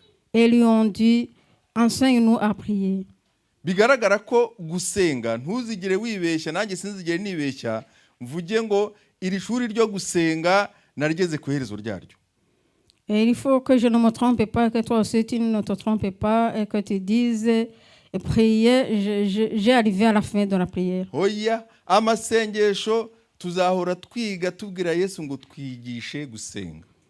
Mais au contraire, nous dirons toujours à Jésus, enseigne-nous à prier. Uzasenga wirije ubusa rimwe Yesu akubwira ati ongeraho utazongereho ushireho iminsi 2. Et tu vas prendre un jour de jeûne et de la prière et Jésus te dira d'ajouter encore un jour ou 2. Gusenga tuzabireka igihe tuzaba tugeze mu ijuru. Nous cesserons de prier lorsque nous arriverons au ciel. Ni ishuri tuzahoramo. C'est une classe où ce sont des études que nous ferons tout le temps. Aba bararebye babona bari mu bukene bw'amasengesho. Et ces gens ont vu qu'ils étaient dans le besoin de la prière. Babona ko basengaga dahagije. Ils ont trouvé que les prières qu'ils faisaient n'étaient pas assez. Reka dusome iryo sengesho Yesu yabigishije. Muri Matayo la prière que Dieu leur a enseignée à Matthieu. Ibice 6 umurongo wa 9 kugeza kuri 13. Chapitre 6 verset 9 jusqu'au verset 13. Matayo ibice 6 umurongo wa 9 kugeza kuri 13. Matthieu chapitre 6 verset 9 à 13. Nuko musenge mutya muti data wa twese uri mu ijuru izina ryawe ryubahwe ubwami bwawe buze ibyo ushaka bibeho mu isi nkuko bibaho mu ijuru uduhe none ibyo kurya byacu by'uyu munsi uduharire imyenda yacu nkuko natwe twahariye abarimo imyenda yacu ntuduhane mu bitwoshye ahubwo udukize umubi kuko ubwami n'ubushobozi n'icyubahiro ari ibyawe none n'iteka ryose amen. Voici donc comment vous devez prier. Notre Père qui es aux cieux, que ton nom soit sanctifié, que ton règne vienne, que ta volonté soit faite ici sur la terre comme au ciel. Donnez-nous aujourd'hui notre pain quotidien. Pardonnez-nous nos offenses, comme nous aussi nous pardonnons à ceux qui nous ont offensés. Ne nous induis pas en tentation, mais délivre-nous du mal. Car c'est à toi qu'appartiennent dans tous les siècles le règne, la puissance et la gloire. Amen. hariya ngo uduharire imyenda yacu nk'uko natwe twahariye abarimo imyenda yacu. Ici on dit pardonnez-nous nos offenses comme nous aussi nous pardonnons à ceux qui nous ont offensés. Mu Gifaransa barabivuga neza cyane. En français on le dit clairement. Ngo utubabarire ibyaha byacu. Pardonnez-nous nos offenses. Nk'uko natwe tubabarira abaducumuyeho. Comme nous aussi nous pardonnons à ceux qui nous ont offensés. Ntabwo ari imyenda y'amafaranga, si imyenda y'ibindi, ahubwo ni ibyaha iri jambo rivuga. Ce ne sont pas des dettes, ce ne sont pas des offenses comme argent ou autre, mais ce sont les péchés. C'est ce que la parole de Dieu dit. Ngo utubabarire ibyaha byacu. Pardonnez-nous nos péchés. Ni amagambo abiri. C'est deux mots. Nk'uko natwe tubabarira ababitugirira. Comme nous aussi nous pardonnons à ceux qui nous offensent. Muri iri jambo hakubiyemo ibyaha byose. Dans cette parole contient tous les péchés. Iri jambo rya mbere ngo utubabarire ibyaha. Le premier mot qui dit pardonne les péchés. Ntabwo ibyaha bishobora kukuvaho udasabye imbabazi. Les péchés ne peuvent pas te quitter si tu ne demandes pas pardon. Urukumva ibyaha byose birimo. Et vous comprenez, tous les péchés sont y compris. Ubujura burimo. Et même le vol. Ubusambanyi burimo. La fornication. Gutukana birimo. La calomnie. Ibyaha byose bikubiye muri iri jambo. Tous les péchés sont compris dans cette parole. Irikurikiyeho ryo riravuga abo twahemukiye tukabasaba imbabazi. Et le deuxième mot parle de ceux que nous avons offensés et que nous avons demandé pardon. Muri iri sengesho, dans cette prière, harimo icyiciro kimwe Yesu yabigishije cyo gusenga uramya uhimbaza Imana. Il y a la première partie où Dieu leur enseignait à prier en adorant Dieu et en le louant. Ngo izina ryawe ryubahwe. Que ton nom soit glorifié. Hano guha Imana icyubahiro. Ici c'est donner la gloire à Dieu. Ngo nk'uko ubwami n'ubushobozi n'icyubahiro ari ibyawe. Car c'est à toi qu'appartiennent dans tous les siècles le règne, la puissance et la gloire. None n'iteka ryose amen. Aujourd'hui à jamais amen. Ngo izina ryawe ryubahwe. Que ton nom soit glorifié. Hangana guha Imana icyubahiro. Ici c'est donner la gloire à Dieu. Ikindi kirimo cya gatatu. La troisième chose qui est compris ici. Harimo gusaba. Il y a demander. Ngo ubwami bwawe buze. Que ton règne vienne. Ubwami bw'Imana bumanuke buze hano ku isi. Que le règne de Dieu descende ici sur la terre. Icyo ni icyifuzo. Ça c'est un sujet de prière. Ibyo ushaka bibeho mu isi nk'uko bibaho mu ijuru. Et que ta volonté soit faite sur la terre comme au ciel. Kandi arababwira ati ntimukajye mwibagirwa no gusaba ibyo kurya. Et il leur dit aussi n'oubliez pas de demander votre pain quotidien. Uduhe none ibyo kurya byacu by'uyu munsi. Donnez-nous aujourd'hui notre pain quotidien. Yesu yari kubigisha gusenga. Ici Jésus était en train de les enseigner à prier. Nukuvuga ko gusenga ugomba gushima Imana ukayiramya kwayiha icyubahiro cyayo. Cela veut dire que prier, tu dois louer Dieu et tu dois aussi l'adorer. Tu dois lui donner sa gloire. Ugashyiraho n'ibyifuzo byawe. Et aussi tu ajoutes tes sujets de prière. Amena ngo bibe bityo. Et amen que ce soit ainsi. Yesu ni umwigisha mwiza. Jésus est un bon maître. Ariko hari ikibazo nibajije. Mais il y a une question que je me suis posée. Tweko dusenga tuvuga izina rya Yesu. Nous prions au nom de Jésus. Ariko Yesu hano ari kubigisha. Mais Jésus, ici, quand il était en train de les hari izina rya enseigner, Yesu mwumvishemo? est-ce que vous y avez entendu le nom de Jésus? Hari iryo mwumvisemo muri iri sengesho? Vous Kandi avez twese entendu le turarizi. nom de Jésus dans cette prière et nous tous nous connaissons cette prière. Yesu aza kuducungura Quand Jésus est venu nous sauver, yari ahanganye n'idini rya Kiyahudi.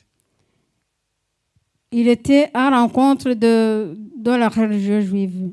Kandi we ashaka guhindura ibintu. Et lui, il voulait changer les choses. N'aba bigishwa hano bari bataramumenya. Même ses disciples ici ne le connaissaient pas encore. Kuko hirya turaza gusanga hari igihe yababajije ikibazo. Parce qu'ailleurs, on va voir qu'il a posé une question. Mu buryo bw'umwuka muri iri sengesho Yesu arimo, kuko aho Imana iri na Yesu aba ahari. Spirituellement, Jésus est dans cette prière parce que là où Jésus se trouve, Dieu aussi est là. Ariko batari bamusobanukirwa. Mais avant qu'ils ne comprennent, avant qu'ils ne reconnaissent Jésus, yahita akababwira ngo icyo mushaka cyose mugisabe mu izina rya Yesu. Yo ahita akababwira ngo icyo mushaka muri iri sengesho mugisabe mu izina rya Yesu. si il avait dit tout ce que vous voulez, demandez-le au nom de Jésus. Bamwe bari guhita ko bavuga bari guhita ko bamuhunga. Les gens pourraient prendre fuite. Kuko byonyine niyo yavuga ngo n'umwana w'Imana byazanaga ibibazo. Parce que même quand il disait qu'il est le fils de Dieu, cela causait des problèmes. Ariko yabatangije kuri iri sengesho. Mais il a commencé par cette prière. Yendaga guhura nuko bari basanzwe basenga. C'était presque la même manière dont ils avaient de prier. Kuko yari ategereje kubigisha uwo ari we. Parce qu'il attendait de les enseigner qui il était. Kuko Yesu ni umwigisha mwiza. Parce que Jésus était un bon enseignant. Iyo dukijijwe, quand nous sommes sauvés, ngo aduha amata adafunguye, amata ikinyobwa cyoroshye. Il nous donne du lait pur. Ariko uko agenda turera, mais comme il continue à nous élever, agera igihe agatangira kuduha ibintu bikomeye nk'amagufwa. Il commence à nous donner des choses plus dures comme des os. Kugira ngo bidukomeze muri uru rugendo. Pour que ces choses nous raffermissent dans son voyage. Kuko ukomeje hirya muri Matayo mu bice bikurikiraho, si tu continues plus loin en Matthieu dans le chapitre qui suit, au chapitre 16 nous n'allons pas lire. Yarababajije baramubwiye bati abantu yarababajije ati abantu mwumva bavuga ko ndinde. Il a demandé à ses disciples, les gens disent que je suis qui? Bamwe baravuga bati uri Eli. Les gens disent que tu es Élie. Bamubonaga mu bantu basa n'abapfuye kera, Eliya. Donc on retrouvait comme on rencontrait parmi les personnes qui étaient déjà mortes, par exemple Élie. Bakabona kuko yongeye kugaruka mu ishusho ya Eliya. Et ils pensaient que c'était Élie qui revenait dans cette image. Yohana umubatiza nawe yari yarapfuye bati abandi bajya bavuga ngo uri Yohana umubatiza. Alors il lui dit, les autres disent que tu es Jean-Baptiste. Hanyuma abandi bakavuga ngo uri umuhanuzi. Et les autres disent que tu es le prophète. Noneho abaha ikibazo. Alors il leur a posé une question. Bigaragaza kuko yaratangiye kubigisha uwo ari we. Et pour montrer qu'il commençait déjà à leur enseigner qui il était. Arababaza ati ariko mwebwe ubwanyu mugira ngo ndinde? Et alors il leur demanda, et vous dites que je suis qui? Bari abagabo 12. Ils étaient à 12. Babura igisubizo. Ils n'ont pas trouvé de réponse. Ariko gukurikira umuntu ukazamukurikira imyaka 3 utamuzi. Tu t'imagines suivre quelqu'un 3 ans alors que tu ne le connais pas? Ugasiga ibyawe, ugasiga umugore n'abana n'ubutunzi bwawe ngukurikiye Yesu. Tu laisses tous tes biens, tu laisses ta femme, tu laisses tout et tu suis Jésus. Umuntu wabakuye mu isoni wari umaze kubigenzura neza ni Petro. Et la personne qui les a sauvés, c'est Pierre. Petro aramusubiza ati, et Pierre lui répondit, uri Kristo. Tu es Christ, umwana w'Imana ihoraho, le fils du Dieu vivant. Amen. Amen. Yesu ngo aramubwira ngo urahirwa Simoni wa Yona. Et Jésus lui dit, heureux Simon, fils de Jonas. Kuko atari umubiri n'amaraso bikubwiye ibyo bintu. Parce que c'est pas le corps et le sang qui te révèlent ces choses. Mais c'est le Père céleste qui te le montre, qui te le révèle. Aha niho bamenye umuntu bakurikiye uwo ari we. C'est ici qu'ils ont découvert la Abayisiraheli personne qu'ils ont bari suivie. bategereje Mesiya, Les Israélites attendaient le Messie. araza ntibabimenye Alors quand le Messie est venu, ils ne l'ont pas kuko reconnu. yaraje avukira ku muntu w'umubaji i Nazareti. Parce que quand Jésus est venu, il est né chez un charpentier à Nazareth. Bakumva ngo nta cyiza gishobora guturuka i Nazareti. Alors pour eux, il n'y avait pas quelque chose de bon qui pouvait sortir de Nazareth. Abo kuri uwo munsi bamenya kuko wa muntu bakurikiye ari we Mesiya. Alors à ce jour-là, ils ont remarqué que la personne qu'ils ont suivie, c'est lui le Messie. Ikindi gihe Un autre jour, muri Yohana en Jean, ibice 14 umurongo wa 11, chapitre 14 au verset 11, nanone Filipo aramubaza ati twereke data wa twese biraba bihagije. alors Philippe lui dit, montre-nous le Père et cela nous suffira. Yesu abwira Filipo. Et Jésus dit à Philippe, uri kumva nubwo bari yari abasobanuriye ariko Filipo hari ibyo atari yasobanukiwe neza. même si Jésus leur avait expliqué, mais il y a des choses que Philippe n'avait pas bien compris. Yesu aramubwira ati Filipo kugeza n'ubu ngubu ntabwo unzi. Et Jésus lui dit, Philippe, jusqu'à maintenant, tu ne me connais pas? Twereke data wa twese. Montre-nous le Père. Yesu aramubwira ati umbonye. Et Jésus lui dit, celui qui me voit, ababonye data. voit le Père. Oh, nkwifurije kubona Yesu maze ukamubonamo data wa twese. Je te souhaite de voir Jésus et voir en lui le Père. Filipo arasubizwa n'abandi babiboneraho. Alors Philippe a eu sa réponse et les autres aussi ont profité. profité. Ko Yesu ari Imana. C'est ici que ça montre que Jésus est Dieu. Ari mu Mana n'Imana ikaba muri we.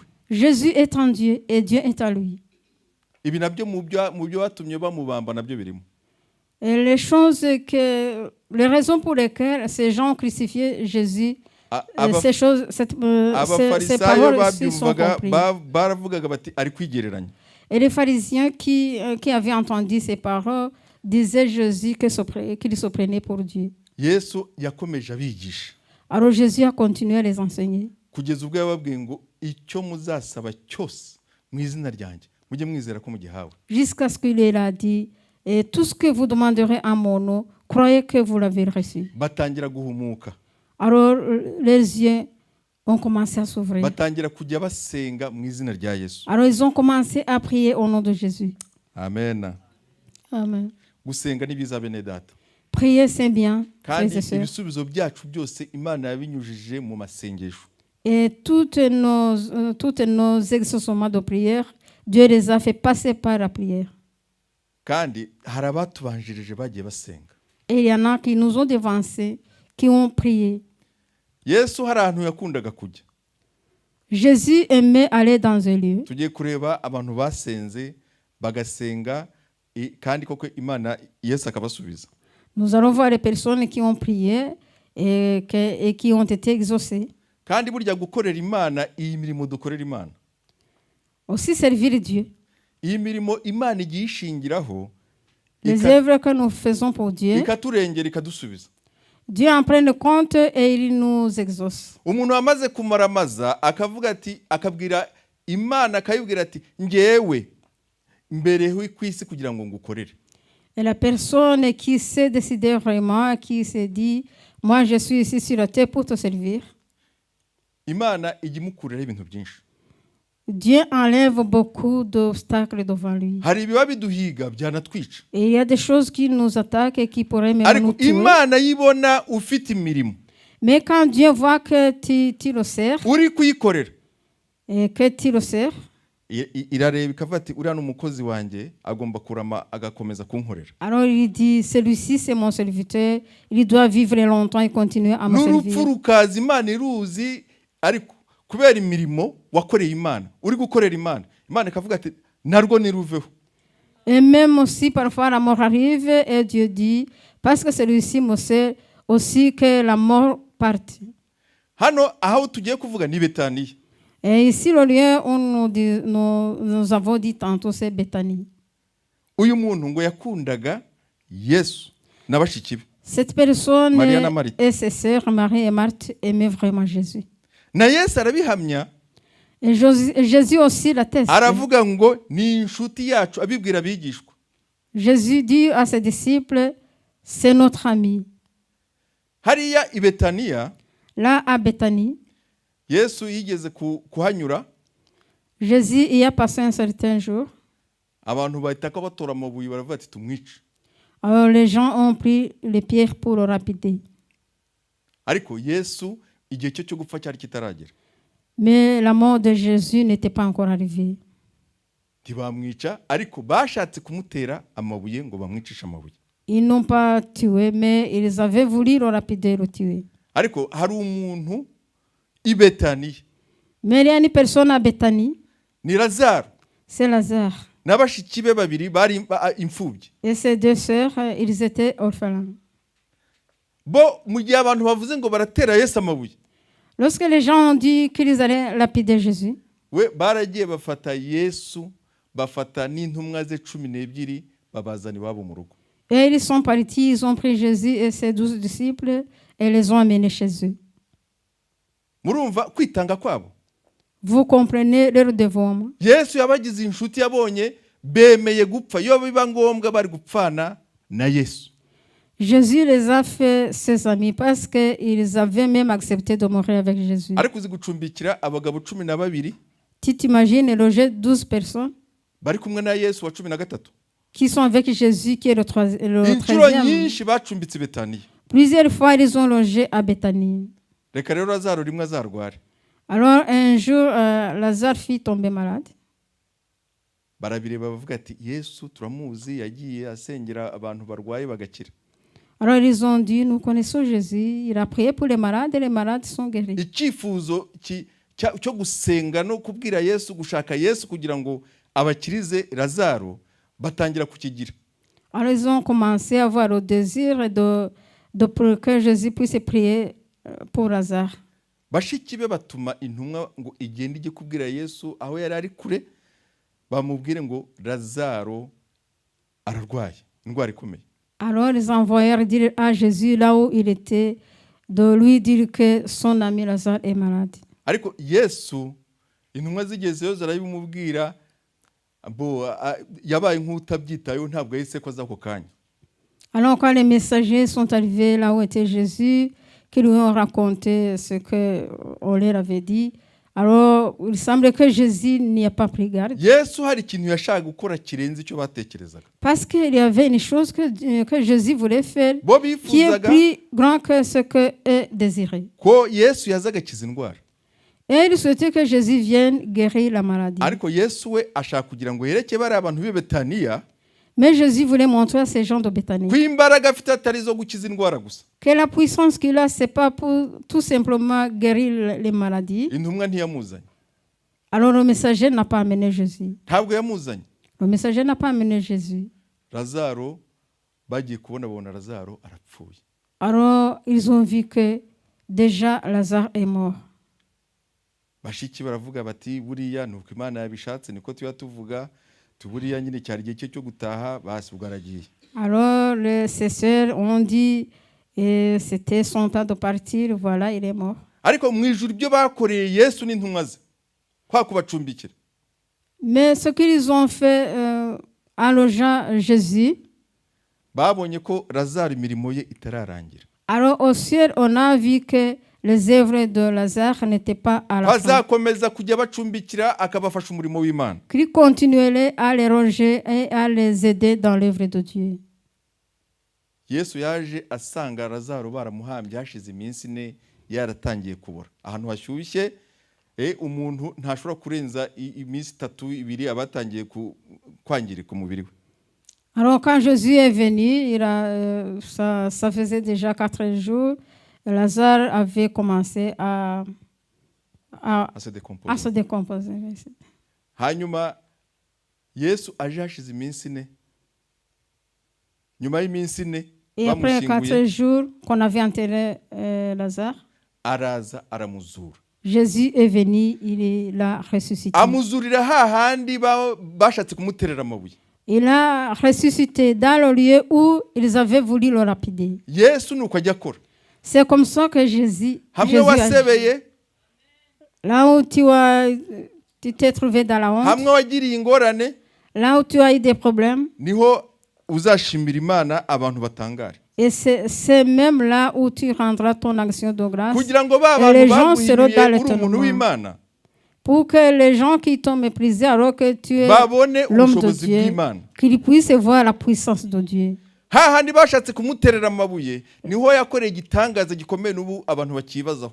Là où on a voulu le lapider, c'est dans le même lieu où il a opéré un grand miracle qui fait même tomber les gens dans l'étonnement même aujourd'hui. Imitsiba yaboze, inyama zaboze, ibyo mu nda byose byangiritse, habayeho kongera kurema Lazaro mushyashya. Amen. Alors toutes les choses du corps de Lazare étaient décomposées. Alors c'est comme s'il a été créé une nouvelle fois. Natwe nuko tujya duhura n'ibitugora muri iyi si bikatugeza hakomeye, ariko iyo Yesu ahageze arabikemura kandi akongera akaturema bushya.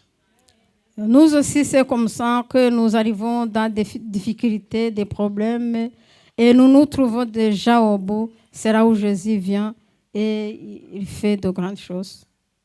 Reka dusome ijambo ryo mu Efeso, Lisons la parole qui se trouve en amasaha yacu Éphésiens, yagiye. et c'est sur cette parole où je vais terminer. Ibice bitandatu umurongo wa 10 no 12. Chapitre 6, verset 10 jusqu'au 12. Ibisigaye mukomerere mu mwami no mu mbaraga z'ubushobozi bwe bwinshi. Mwambare intwaro zose z'Imana kugira ngo mubashe guhagarara mudatsinzwe n'uburiganya bwa Satani. Kuko tudakirana n'abafite amaraso n'umubiri, ahubwo dukirana n'abatware n'abafite ubushobozi n'abategeka isi y'umwijima, imyuka mibi y'ahantu ho mu ijuru. Amen. Katugarukiriza. Au reste, fortifiez-vous dans le Seigneur et par sa force toute puissante. Revêtez-vous de toutes les armes de Dieu, en fait de pouvoir tenir contre les ruses du diable. Car nous n'avons pas arrêté contre la chair et le sang, mais contre les dominations, contre les autorités, contre les princes de son monde et de ténèbres, contre les esprits méchants dans les lieux célestes. Muri iyi si duhura n'ibintu byinshi. Dans ce monde, nous rencontrons beaucoup de choses. Kandi Satani n'abadayimoni bajugunywe muri iyi si. Et Satan et ses démons ont été projetés ici sur la terre. Ariko Yesu atubereye maso bene data. Mais Dieu veut sur nous, frères et sœurs. Ku bwa Satani n'abakozi biwe, abakozi be harimo n'abantu bafite inyama n'umubiri bari hano ku isi bakorera Satani. Du côté de Satan, avec ses agents, même il en a ici sur la terre et qui agissent pour lui. Satani afite ububasha bwo kuba yajya no mu itungo runaka, yagiye mu nzoka kuri Adamu na Eva ajya gushuka Eva na Adamu. Il a la puissance de rentrer dans un animal comme il a entré dans le serpent et il est allé séduire Adam et Ève. Ntabwo ari kugira ngo mwogeze uwo nogeza ni Yesu. Ce n'est pas pour rendre le plus grâce, Ariko celui qui dukeneye est le kugira plus ngo grâce, c'est tumenye Jésus. Satani uwo ari we. Mais c'est pour que nous puissions savoir qui est Satan. Satani n'abasataniste biwe hano ku isi barakora. Satan et ses agents ici sur la terre, ils y travaillent. Hatabayeho Yesu batumira bungura. Si ce n'est Jésus, ils peuvent nous engloutir vivants. Niwe uturengera ibyo tuzi n'ibyo tutazi. C'est lui qui nous défend sur les choses que nous connaissons pas et Mose celles que yageze nous kwa connaissons. Farao, Quand Mose est arrivé chez le Pharaon, agiye gukura Abisirayeli mu Egiputa, quand il allait tirer les Israélites en Égypte, Imana yari yamuhaye inkoni ifite ububasha. Dieu lui avait remis un bateau qui a une puissance. Imbere ya Farao ayikubise hasi ihinduka inzoka. Quand il a jeté devant Pharaon ce bâton et Pharaon s'est transformé en un serpent. aramubwira ati ibi ngibi byatuma ubakura hano se. Alors le Pharaon lui a dit, est-ce que ce que tu viens de faire pourrait que tu puisses le sortir d'ici? Inzoka inkoni guhinduka inzoka. Un bateau devenir un serpent. Abwira abapfumu biwe. Il a appelé ses sorciers. Namwe nimuzikubita hasi.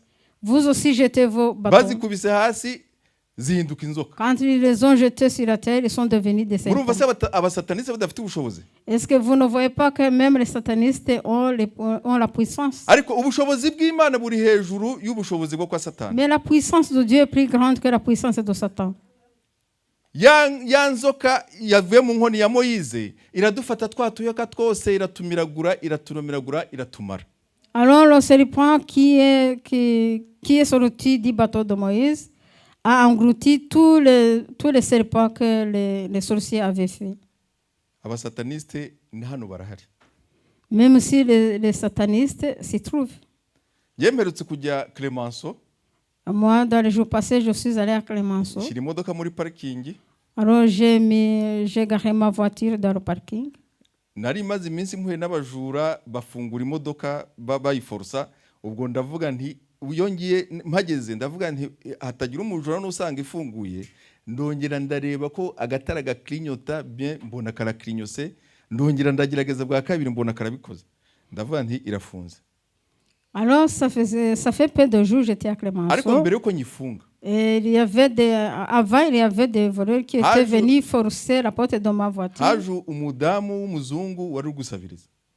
Mais avant que je ne ferme la voiture, il y avait une dame qui est blanche qui venait mendier.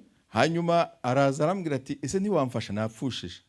Alors elle est venue me dire, est-ce que tu ne peux pas m'aider parce que j'ai perdu un membre de ma famille. Ndamubwira nti mfite amafaranga atavunje nimva mu isoko ndaza kugira icyo nguha. Alors je lui dis, j'ai pas de monnaie, mais de retour, quand j'aurai fait mes courses, je vais te donner quelque chose. Noneho yarafite indabyo. Alors elle avait des fleurs. Umuntu wese bavuganye yamuhaga ururabyo. À chaque personne qui parlait avec elle, elle lui donnait des fleurs. Ubwo twavuganye ntarafunga imodoka kwa kundi nababwiye. Quand j'ai parlé avec elle, je n'avais pas encore fermé la voiture comme je vous l'ai dit. Musezeranije ko ningaruka nza kuza kumuha amafaranga. Alors je lui ai promis que de mon retour je vais lui donner de l'argent. Rwa rurabyo ararumpa ndushyira mu modoka. Il m'a donné la fleur, je l'ai posé dans ma voiture. Ndafunga ko harimo n'ibintu bihenze by'agaciro, ndavuga nti hatagira umujura uza kuza, ndareba ndafunga neza ndabibona. Alors j'ai fermé la porte. J'ai bien fermé parce que même à l'intérieur de la voiture, il y avait des choses de grande valeur. Njya mu isoko ndahaha ndagaruka. Alors je suis allé au marché, j'ai fait mes courses. Je suis revenu, c'est la seule personne qui était là à mendier. Ndamureba ndamubura.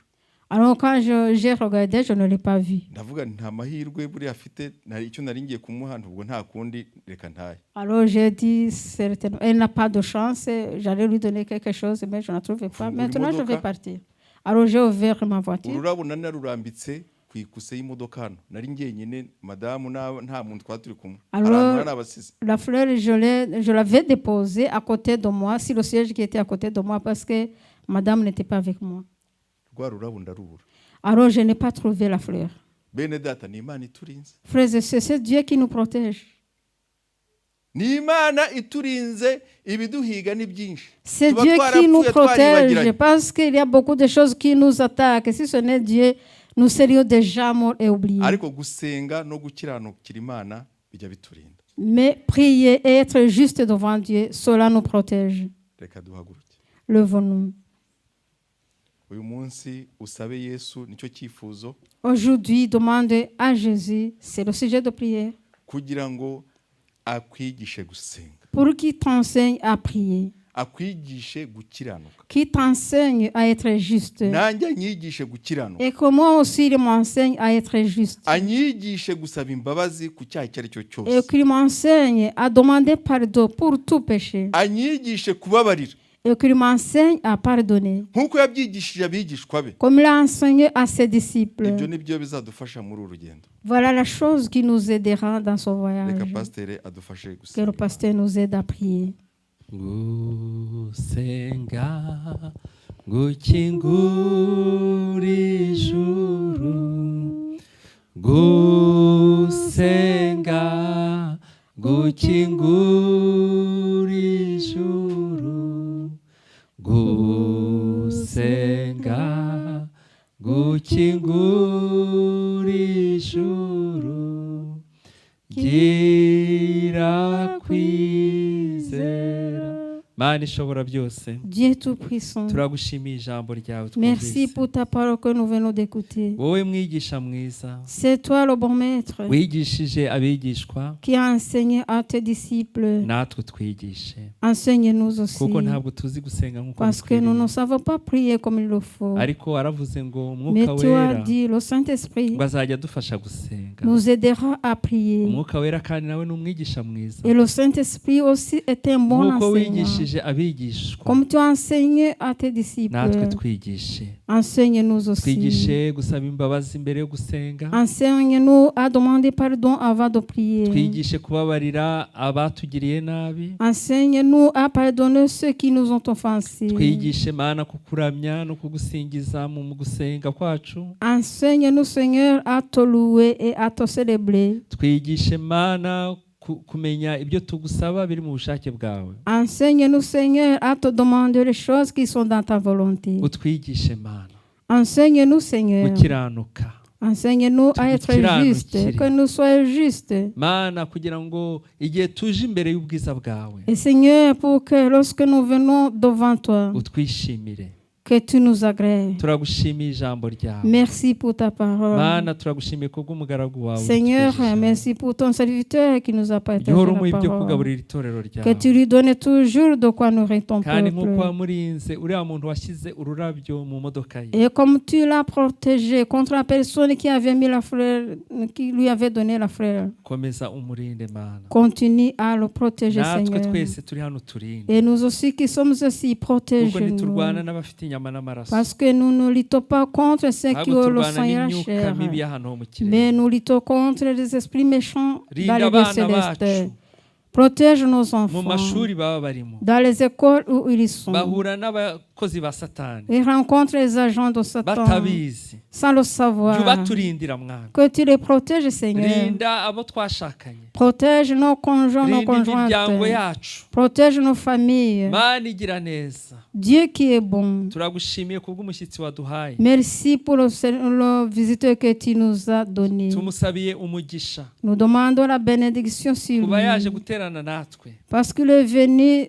se réunir avec umuhe nous. iby'amayero adashobora Que kugura tu lui donnes ce que les héros ne peuvent pas donner. nsabiye umugisha watuyoboye Je bénis la personne qui nous a officié. abaririmbye Les chantres. n'uwagize icyo akora cyose mu nzu yawe Et toute personne qui a fait quelque chose dans ta umugisha maison. wawe umanukire ku muntu wese waje muri Que ta muri iri teraniro bénédiction descende sur toute personne qui est venue dans cette kandi ubwo réunion. tugiye gutandukana Et maintenant que nous allons nous ugendane séparer, natwe marche avec nous. tuzongere guhura dufite amashimwe mashya Et que nous nous rencontrions avec de nouvelles ni actions mu de izina rya grâce. yesu tubisabye C'est au nom de Jésus que nous prions. amen Amen. mugendane umugisha w'imana Partez avec la bénédiction de Dieu. tuzongera guhura kwa gatatu mu masengesho Nous saa nous 12:00 rencontrerons le mercredi à 18h dans la prière. no kwa gatanu Et aussi le vendredi saa 2 z'ijoro à 20h. no kwa gatandatu Et le samedi saa 8 mu bukwe à 14h dans le no ku mariage. cyumweru saa Et 4 dimanche à 10h. amen Amen. mugendane umugisha w'imana Partez avec la bénédiction.